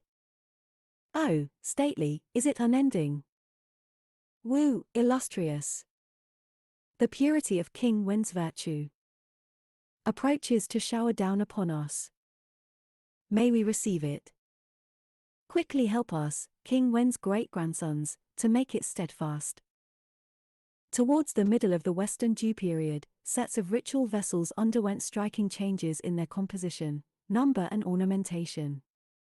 A set of 39 vessels and bells were cast for a single individual, a man named Wei Boxing, who was active at the Dew court in the first half of the 9th century BCE. At least 3 features are immediately apparent from this set of ritual vessels. First, the number of vessels included in the set is obviously far greater than that in the earlier sets. Second, the ornamentation is generally simpler, more geometrical, and taken together almost monotonous. And third, there are now multiple vessels of each different vessel type, often ranked in graduated size. The considerable differences between this set and the early Western Dew set of ritual vessels surely suggest that there must have been considerable differences also in the performance of rituals in the 2 periods. A reconstruction of how these vessels were placed in the ancestral temple gives a hint as to what these differences in performance may have been. The 39 vessels in the Wei Boxing group would doubtless have been arrayed in a row across a lengthy altar. This would have been essential in the case of the bells, since the different sizes produced different tones. To appreciate the grandeur of the display, it would have been necessary to view it from some distance. If one were to draw near to one end of the altar to view more closely the vessels there, then the vessels at the other end would be out of sight. Besides, the ornamentation on any single vessel would not repay closer scrutiny. This perhaps suggests that there was a ritual specialist, a priest, who performed the sacrifices at the altar, while the family members for whom the sacrifice was being performed observed from a distance. Yet another poem in the classic of poetry.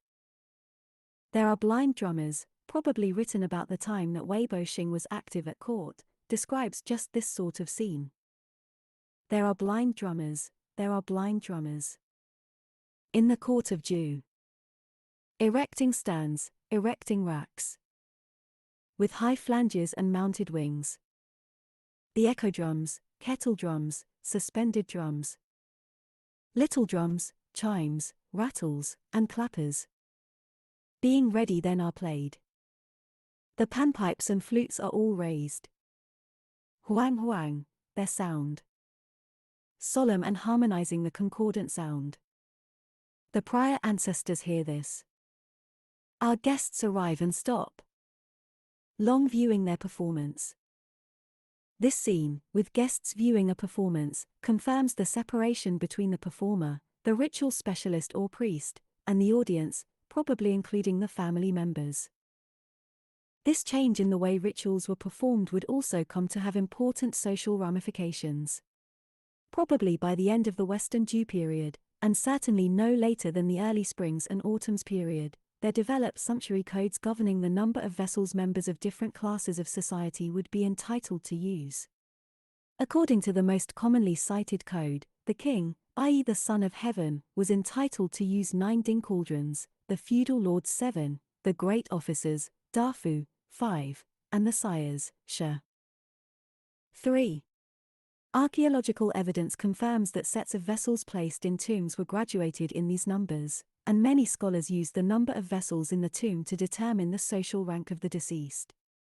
While there clearly was an association between the number of ritual vessels and social rank, it would seem unwise to draw too strict a parallel. It has often enough been the case that someone would arrogate a rank higher than that to which he was entitled.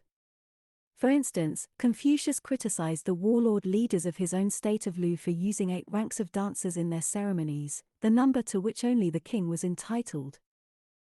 Analects 3:1.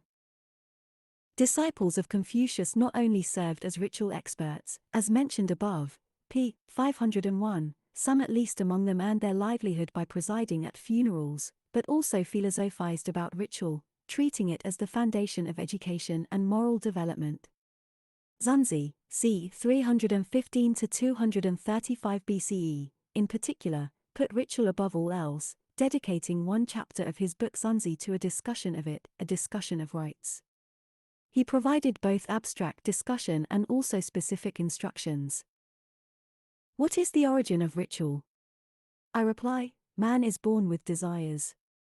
If his desires are not satisfied for him, he cannot but seek some means to satisfy them himself.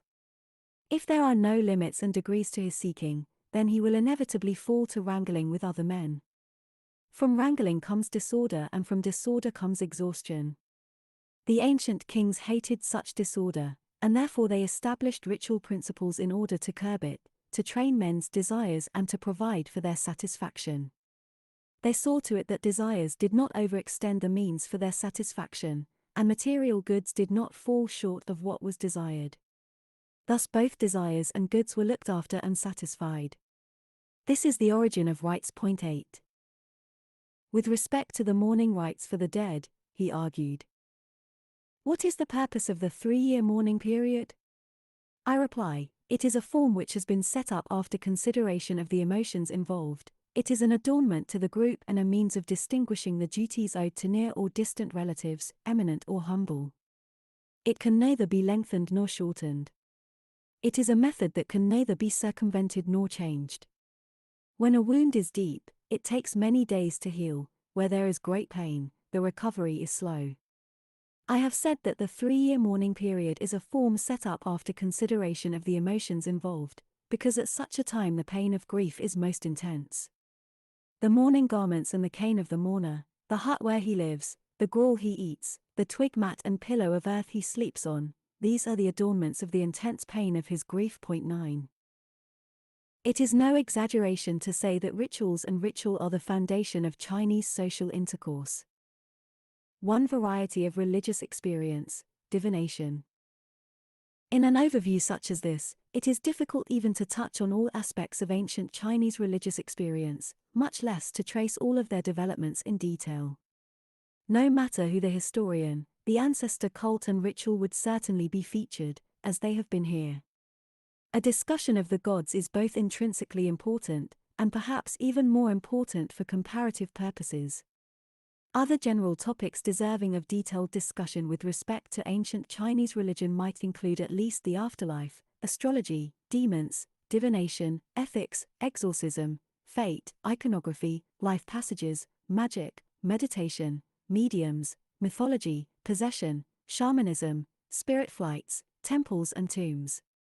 The choice of which among these to discuss will depend at least in part on the expertise and interest of the individual historian. Fourth and finally, divination also gave rise to the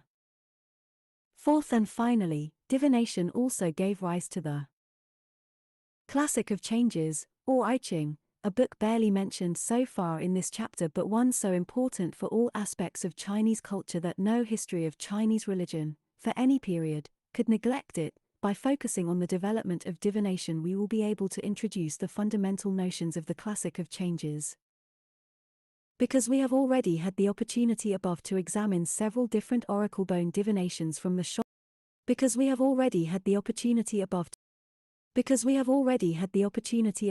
in an overview such as this, it is difficult even to touch on all aspects of ancient Chinese religious experience, much less to trace all of their developments in detail. No matter who the historian, the ancestor cult and ritual would certainly be featured, as they have been here. A discussion of the gods is both intrinsically important, and perhaps even more important for comparative purposes. Other general topics deserving of detailed discussion with respect to ancient Chinese religion might include at least the afterlife, astrology, demons, divination, ethics, exorcism, fate, iconography, life passages, magic, meditation, mediums, mythology, possession, shamanism, spirit flights, temples and tombs. The choice of which among these to discuss will depend at least in part on the expertise and interest of the individual historian. Fourth and finally, divination also gave rise to the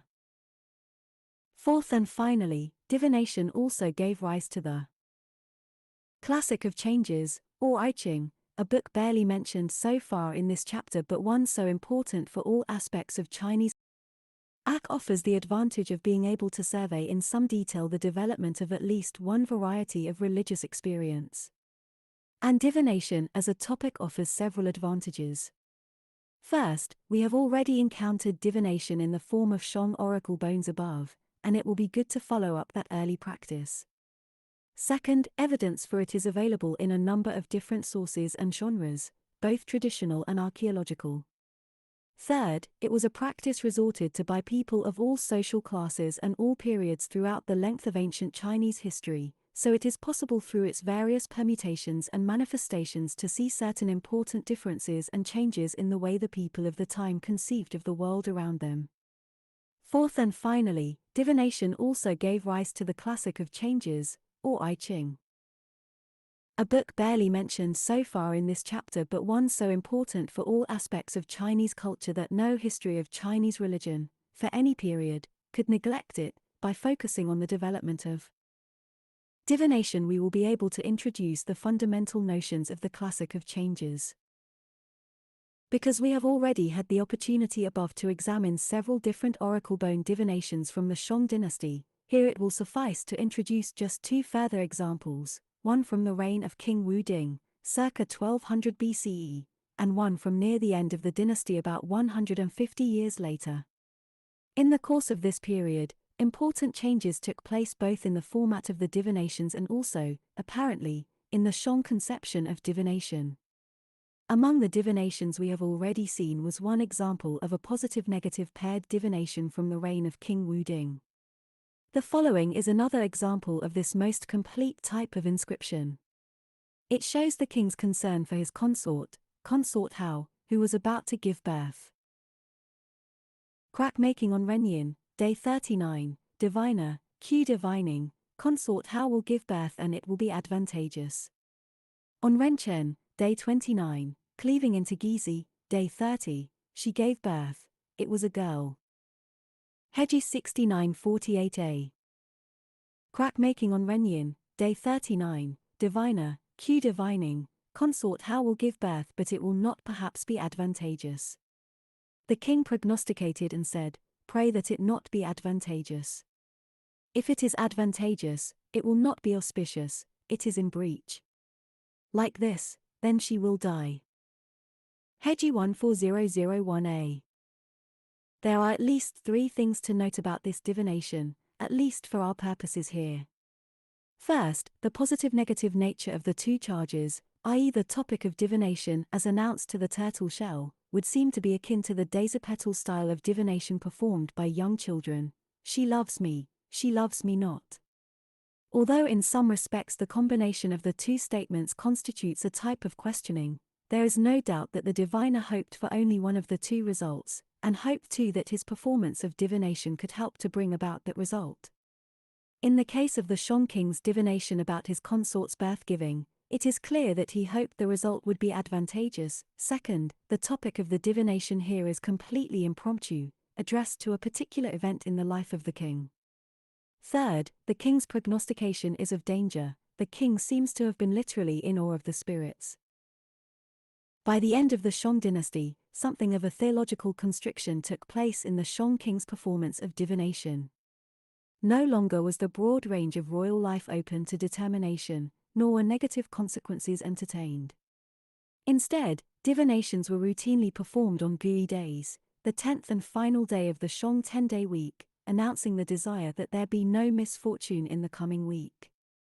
Also, unlike the earlier divinations of King Wuding, in which the king often anticipated baleful results, now the king's prognostications were uniformly auspicious.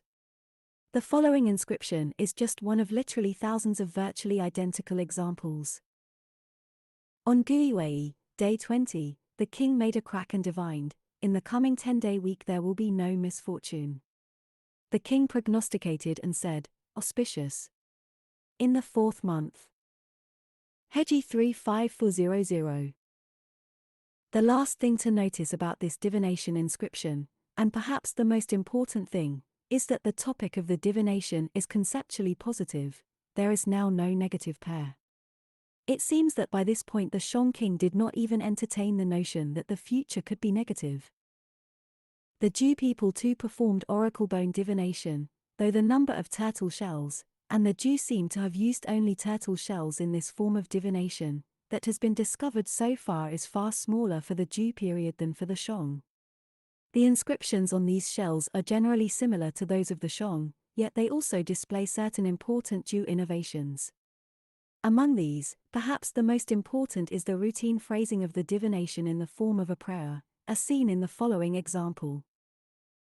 On Gizi, day 30, divining at the temple of the cultured and martial Die, the king will summon and sacrifice to Cheng Tang, performing a cauldron exorcism of the 2 surrendered women. He will offer the blood of 3 rams and 3 sows. May it be correct. H11:1.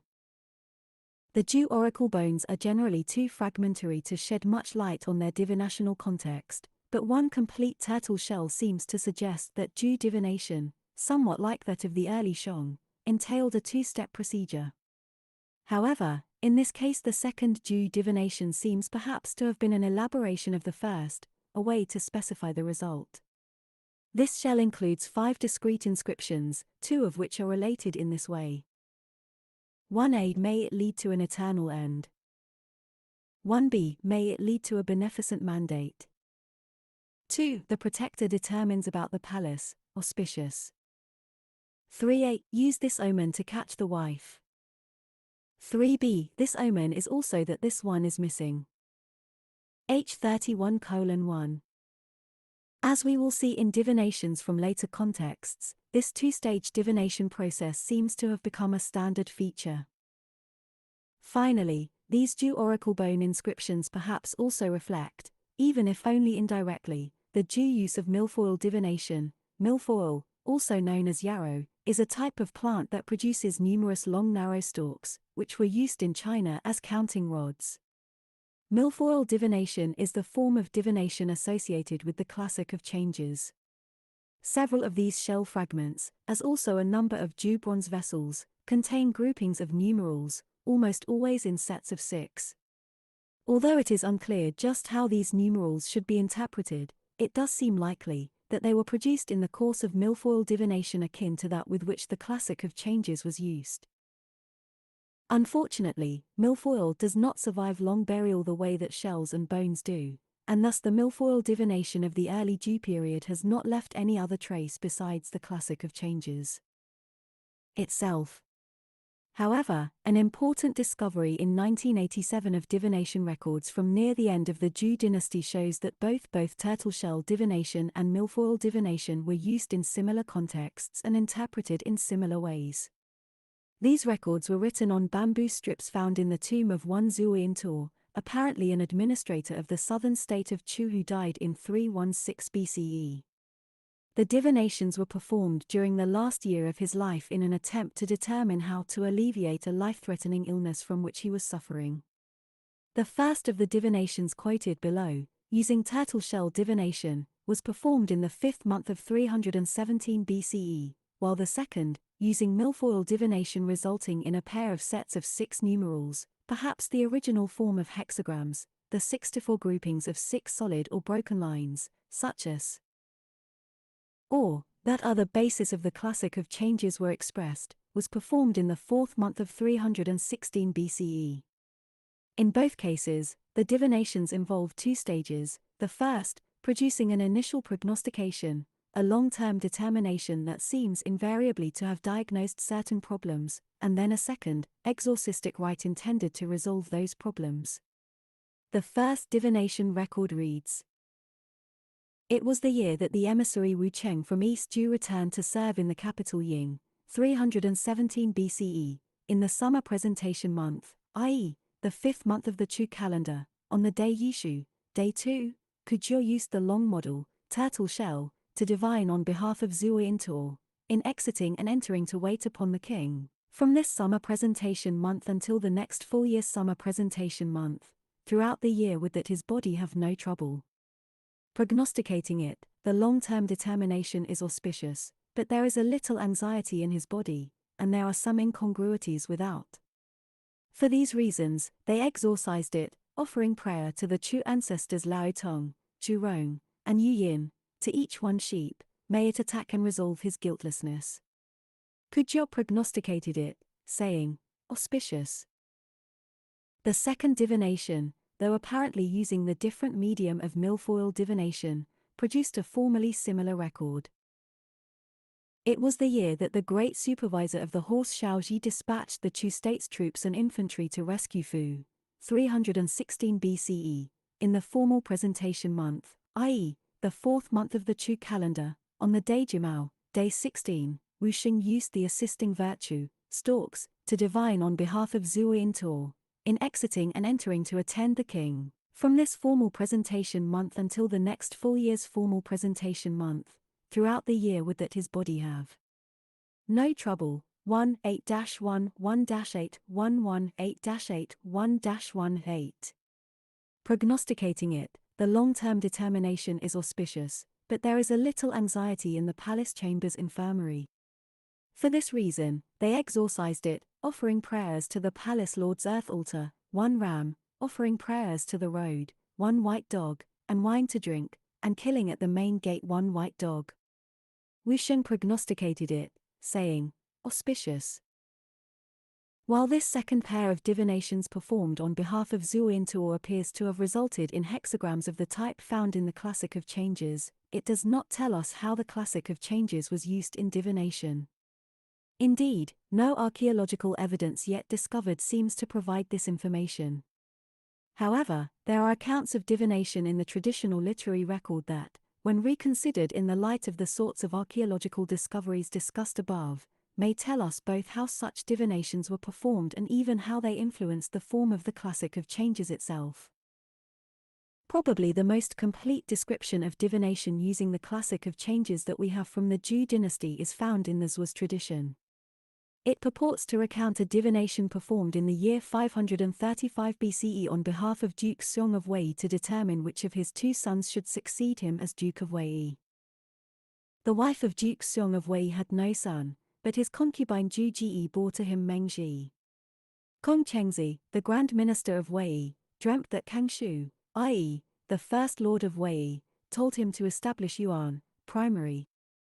Zhu Ji bore him a second son and named him Yuan. The feet of Meng Ji were disabled so that he was feeble in walking. Kong Chengzi used the Zhu changes, i.e., the Classic of Changes, to divine it by milfoil, saying, would that Yuan enjoy the state of Wei and preside over its altars. He met the hexagram Shun. He next said, I want to establish Shi, would that he be capable of enjoying it. He met the Bai line of Shun, i.e., the bottom line of Shun hexagram. He showed these to Scribe Chao. Scribe Chao said, primary receipt, Yuan Hong. What further doubt can there be? Chengzi said, is it not said of the elder? Scribe Chao replied, Kang Shu named him, i.e., Yuan, so that he can be said to be the elder. And Meng is not a complete man, because of his disability, he will not be placed in the ancestral temple and cannot be said to be the elder. Moreover, its omen statement says, beneficial to establish a lord. If the heir were auspicious, what need would there be to establish one? To establish is not to inherit. The 2 hexagrams both say it. The younger one should be established.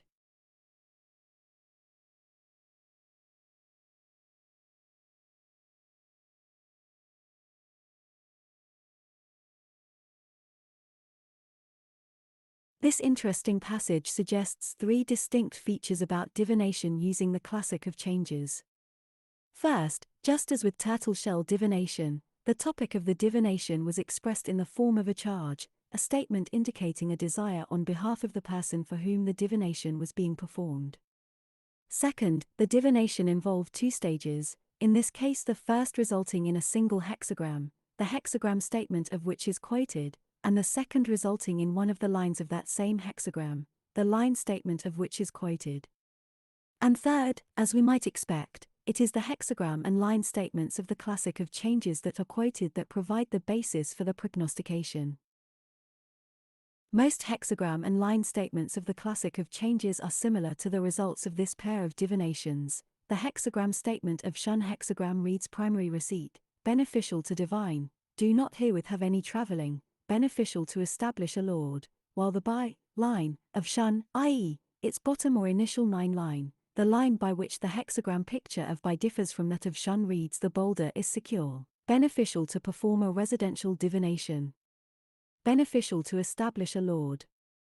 How these statements may have originally been composed is still more or less a mystery. Even their meaning has often been unclear enough to keep commentators engaged in attempting to explain them for the last 2,000 years. Another archaeological discovery of recent times, the tomb of Xiahou, the lord of Ruyan, who died in 165 BCE, unearthed in Fuing, and Hui in 1977, reveals how the classic of changes could be used as a divination manual, perhaps even by those who did not understand at all the original meaning of the text itself. The materials from Fuing were written on bamboo strips. Although they are extremely fragmentary, the bamboo having broken into small pieces, they can be reconstructed in part. They generally include a line statement from the classic of changes, and then general results pertaining to various possible topics of divination. The following example is typical. 9 in the third, lying belligerents in the grass, ascending the high hillock, for 3 years they do not arise, divining about one who is guilty, ominous, divining about battling enemies, the strong will not get their will, divining about the sick, if they do not die then they will be discarded. In the classic of changes, the line statement lying belligerents in the grass, ascending the high hillock, for 3 years they do not arise is attached to the third line of Tongren hexagram.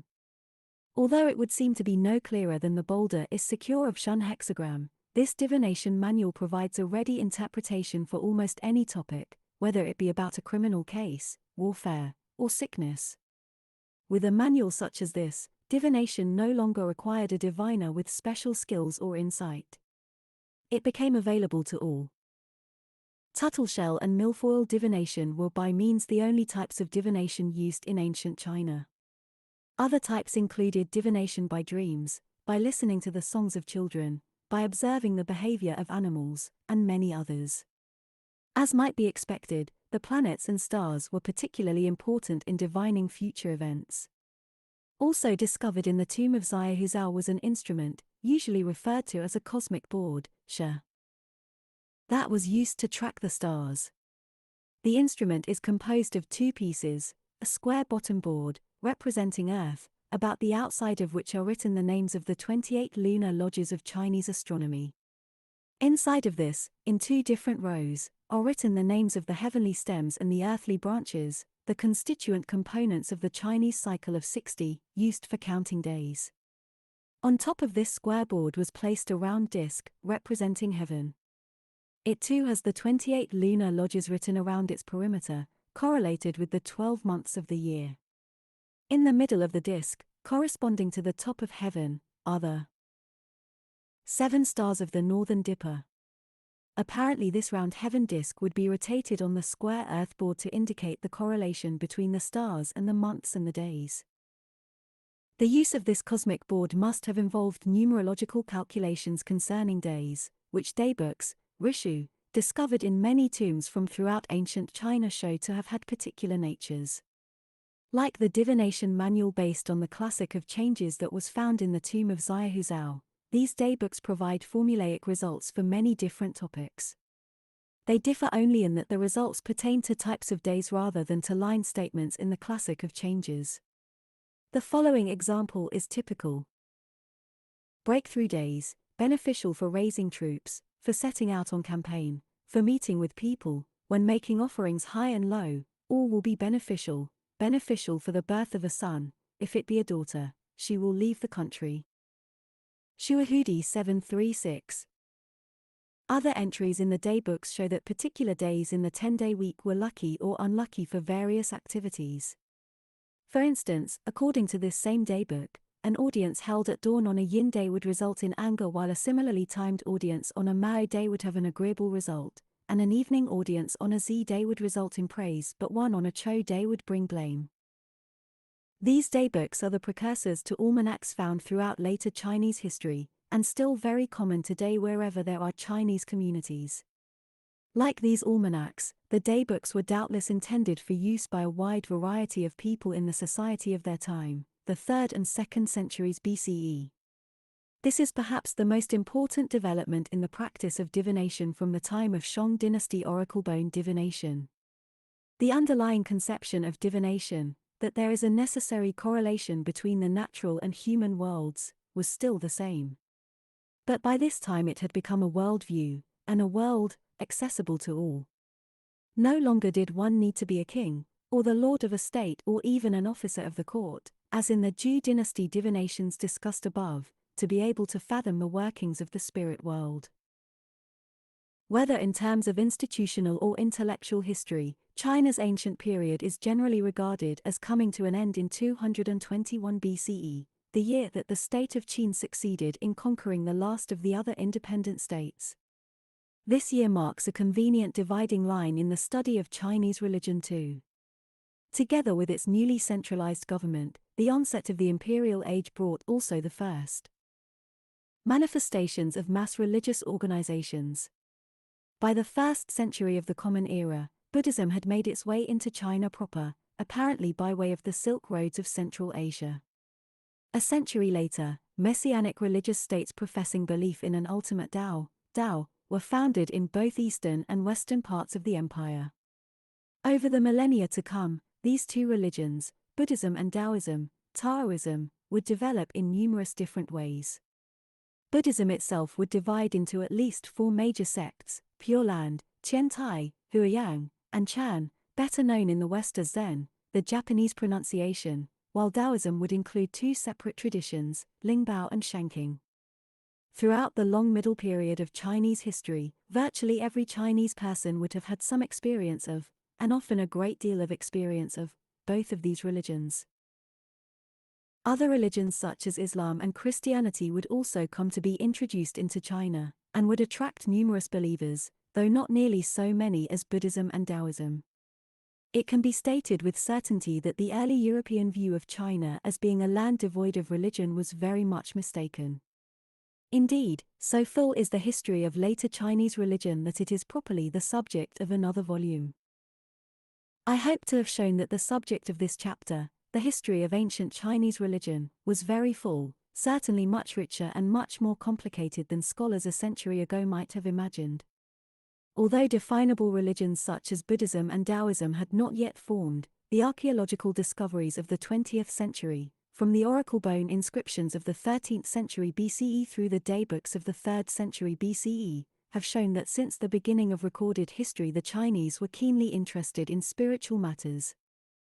Notes 1. D. C. Lau, trans. Lao Tzu, Tao Te Ching, Harmansworth, Penguin Books, 1963, p. 108. 2. Burton Watson, trans. The Complete Works of Chuang Tzu, New York, Columbia University Press, 1970, p. 46. 3. Marcel Granit, The Religion of the Chinese People, trans. Maurice Friedman, Oxford, Basil Blackwell, 1975, pp. 41-2. 4. Adapted from Joseph Needham, Science and Civilization in China, Volume 3, Mathematics and the Sciences of the Heavens and the Earth, Cambridge, Cambridge University Press, 1959, pp. 262-3. 5. A. C. Graham, Disputers of the Tao, Philosophical Argument in Ancient China, La Salle, Illinois, Open Court Press, 1989, p. 47.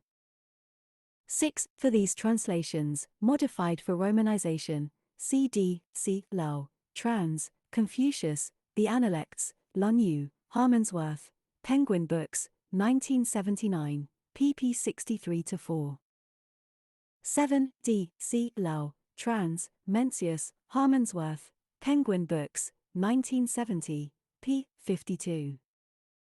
8. Burton Watson, trans. HANDBOOK, Basic Writings, New York, Columbia University Press, 1963, p. 89. 9. Ibid, pp 105-6. Bibliography. Bilski, Lester 1975. The State Religion of Ancient China. 2 volumes, Taipei, The Chinese Association for Folklore. One of the few attempts to describe systematically the religion of ancient China, this book is nevertheless limited by its traditional approach. Chang, Guangqi 1976. Early Chinese Civilization, Anthropological Perspectives. Cambridge, Massachusetts, Harvard University Press. A collection of essays by the leading Western interpreter of Chinese archaeology, this introduces his provocative views on the social organization of the Shang dynasty, and on shamanism, among other topics related to the religion of ancient China. Eno, Robert 1990. The Confucian Creation of Heaven. Albany, New York, SUNY Press.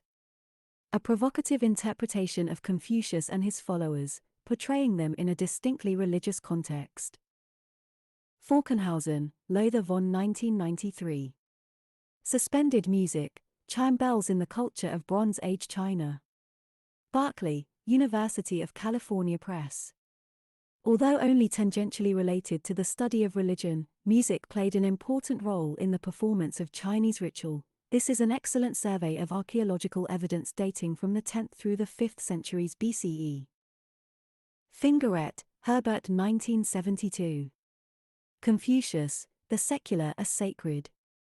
New York, Harper and Row. A path-breaking religious interpretation of Confucius that has stirred discussion for a generation now. Fong, Wen, ed. 1980. The Great Bronze Age of China, an exhibition from the People's Republic of China. New York, Metropolitan Museum of Art. This is still the most convenient and authoritative introduction to Chinese archaeology, particularly for the dramatic discoveries of the 1970s. Graham, A. circa 1989. Disputers of the Tao, Philosophical Argument in Ancient China. La Salle, Illinois, Open Court Press. A fine survey of the intellectual history of ancient China by the acknowledged master of the field. Granite, Marcel 1968. La Pensée Cainoise, 1934, RPT Paris, Albin Michel. Granite's masterpiece, even well over 70 years after its publication, this work is still fresh. What is more, unlike most books in the field, its view of ancient China seems to find corroboration with each new archaeological discovery. Those who cannot read French but wish to gain some idea as to Granite's approach will find useful his The Religion of the Chinese People, trans. Maurice Friedman, Oxford, Basil Blackwell, 1975. Harper, Donald 1998. Early Chinese Medical Literature, The Mawangdui Medical Manuscripts. London, Kegan Paul. Not at all limited to medicine, the introduction to this book provides a magisterial survey of archaeological discoveries from the 4th to 2nd centuries BCE by the leading scholar in the field. Cately, David N. 1978. Sources of Shang History, The Oracle Bone Inscriptions of Bronze Age China. Berkeley, University of California Press. This remains, more than 20 years after its writing, the best introduction to Shang dynasty divination with oracle bones. Those wishing to read Cately's conclusions regarding religion without reading through all of the technical discussion of this book will find interesting his The Religious Commitment, Shang Theology and the Genesis of Chinese Political Culture, History of Religion 17, 1978 211-24, and Shang Divination and Metaphysics, Philosophy East and West 38, 1988 367-97. Lowe, Michael 1994. Divination, Mythology and Monarchy in Han China. Cambridge, Cambridge University Press. A collection of essays, many of them touching on points related to religion, by the West's leading authority on the Han Dynasty. ed. 1993. Early Chinese Texts, a Bibliographical Guide. Berkeley, The Society for the Study of Early China and the Institute of East Asian Studies, University of California. An indispensable handbook to 64 books dating to China's ancient period, it provides descriptions of contents, discussions of authenticity, and also lists of translations into Western languages. Lowe, Michael and Edward L. Shaughnessy, eds. 1999. The Cambridge History of Ancient China, From the Beginnings of Civilization to 221 BC. New York, Cambridge University Press. This is the best overview of the history of ancient China. It includes essays by most of the leading scholars in the field and incorporates all of the recent archaeological discoveries.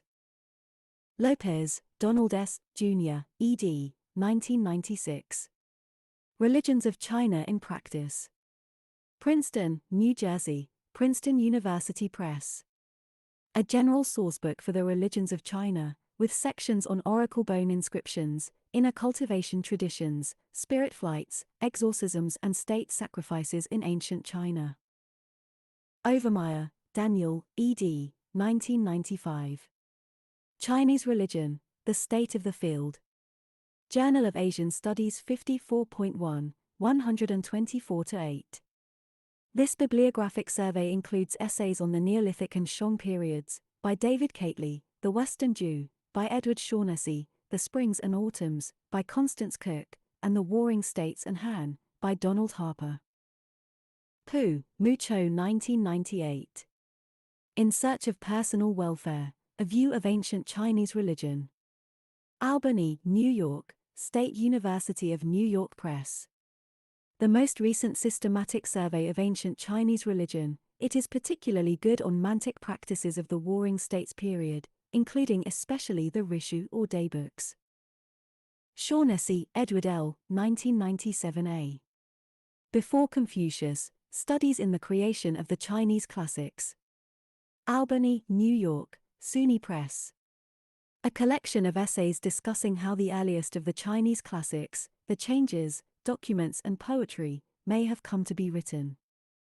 Shaughnessy, Edward L., ed. 1997b. New Sources of Early Chinese History, An Introduction to the Reading of Inscriptions and Manuscripts.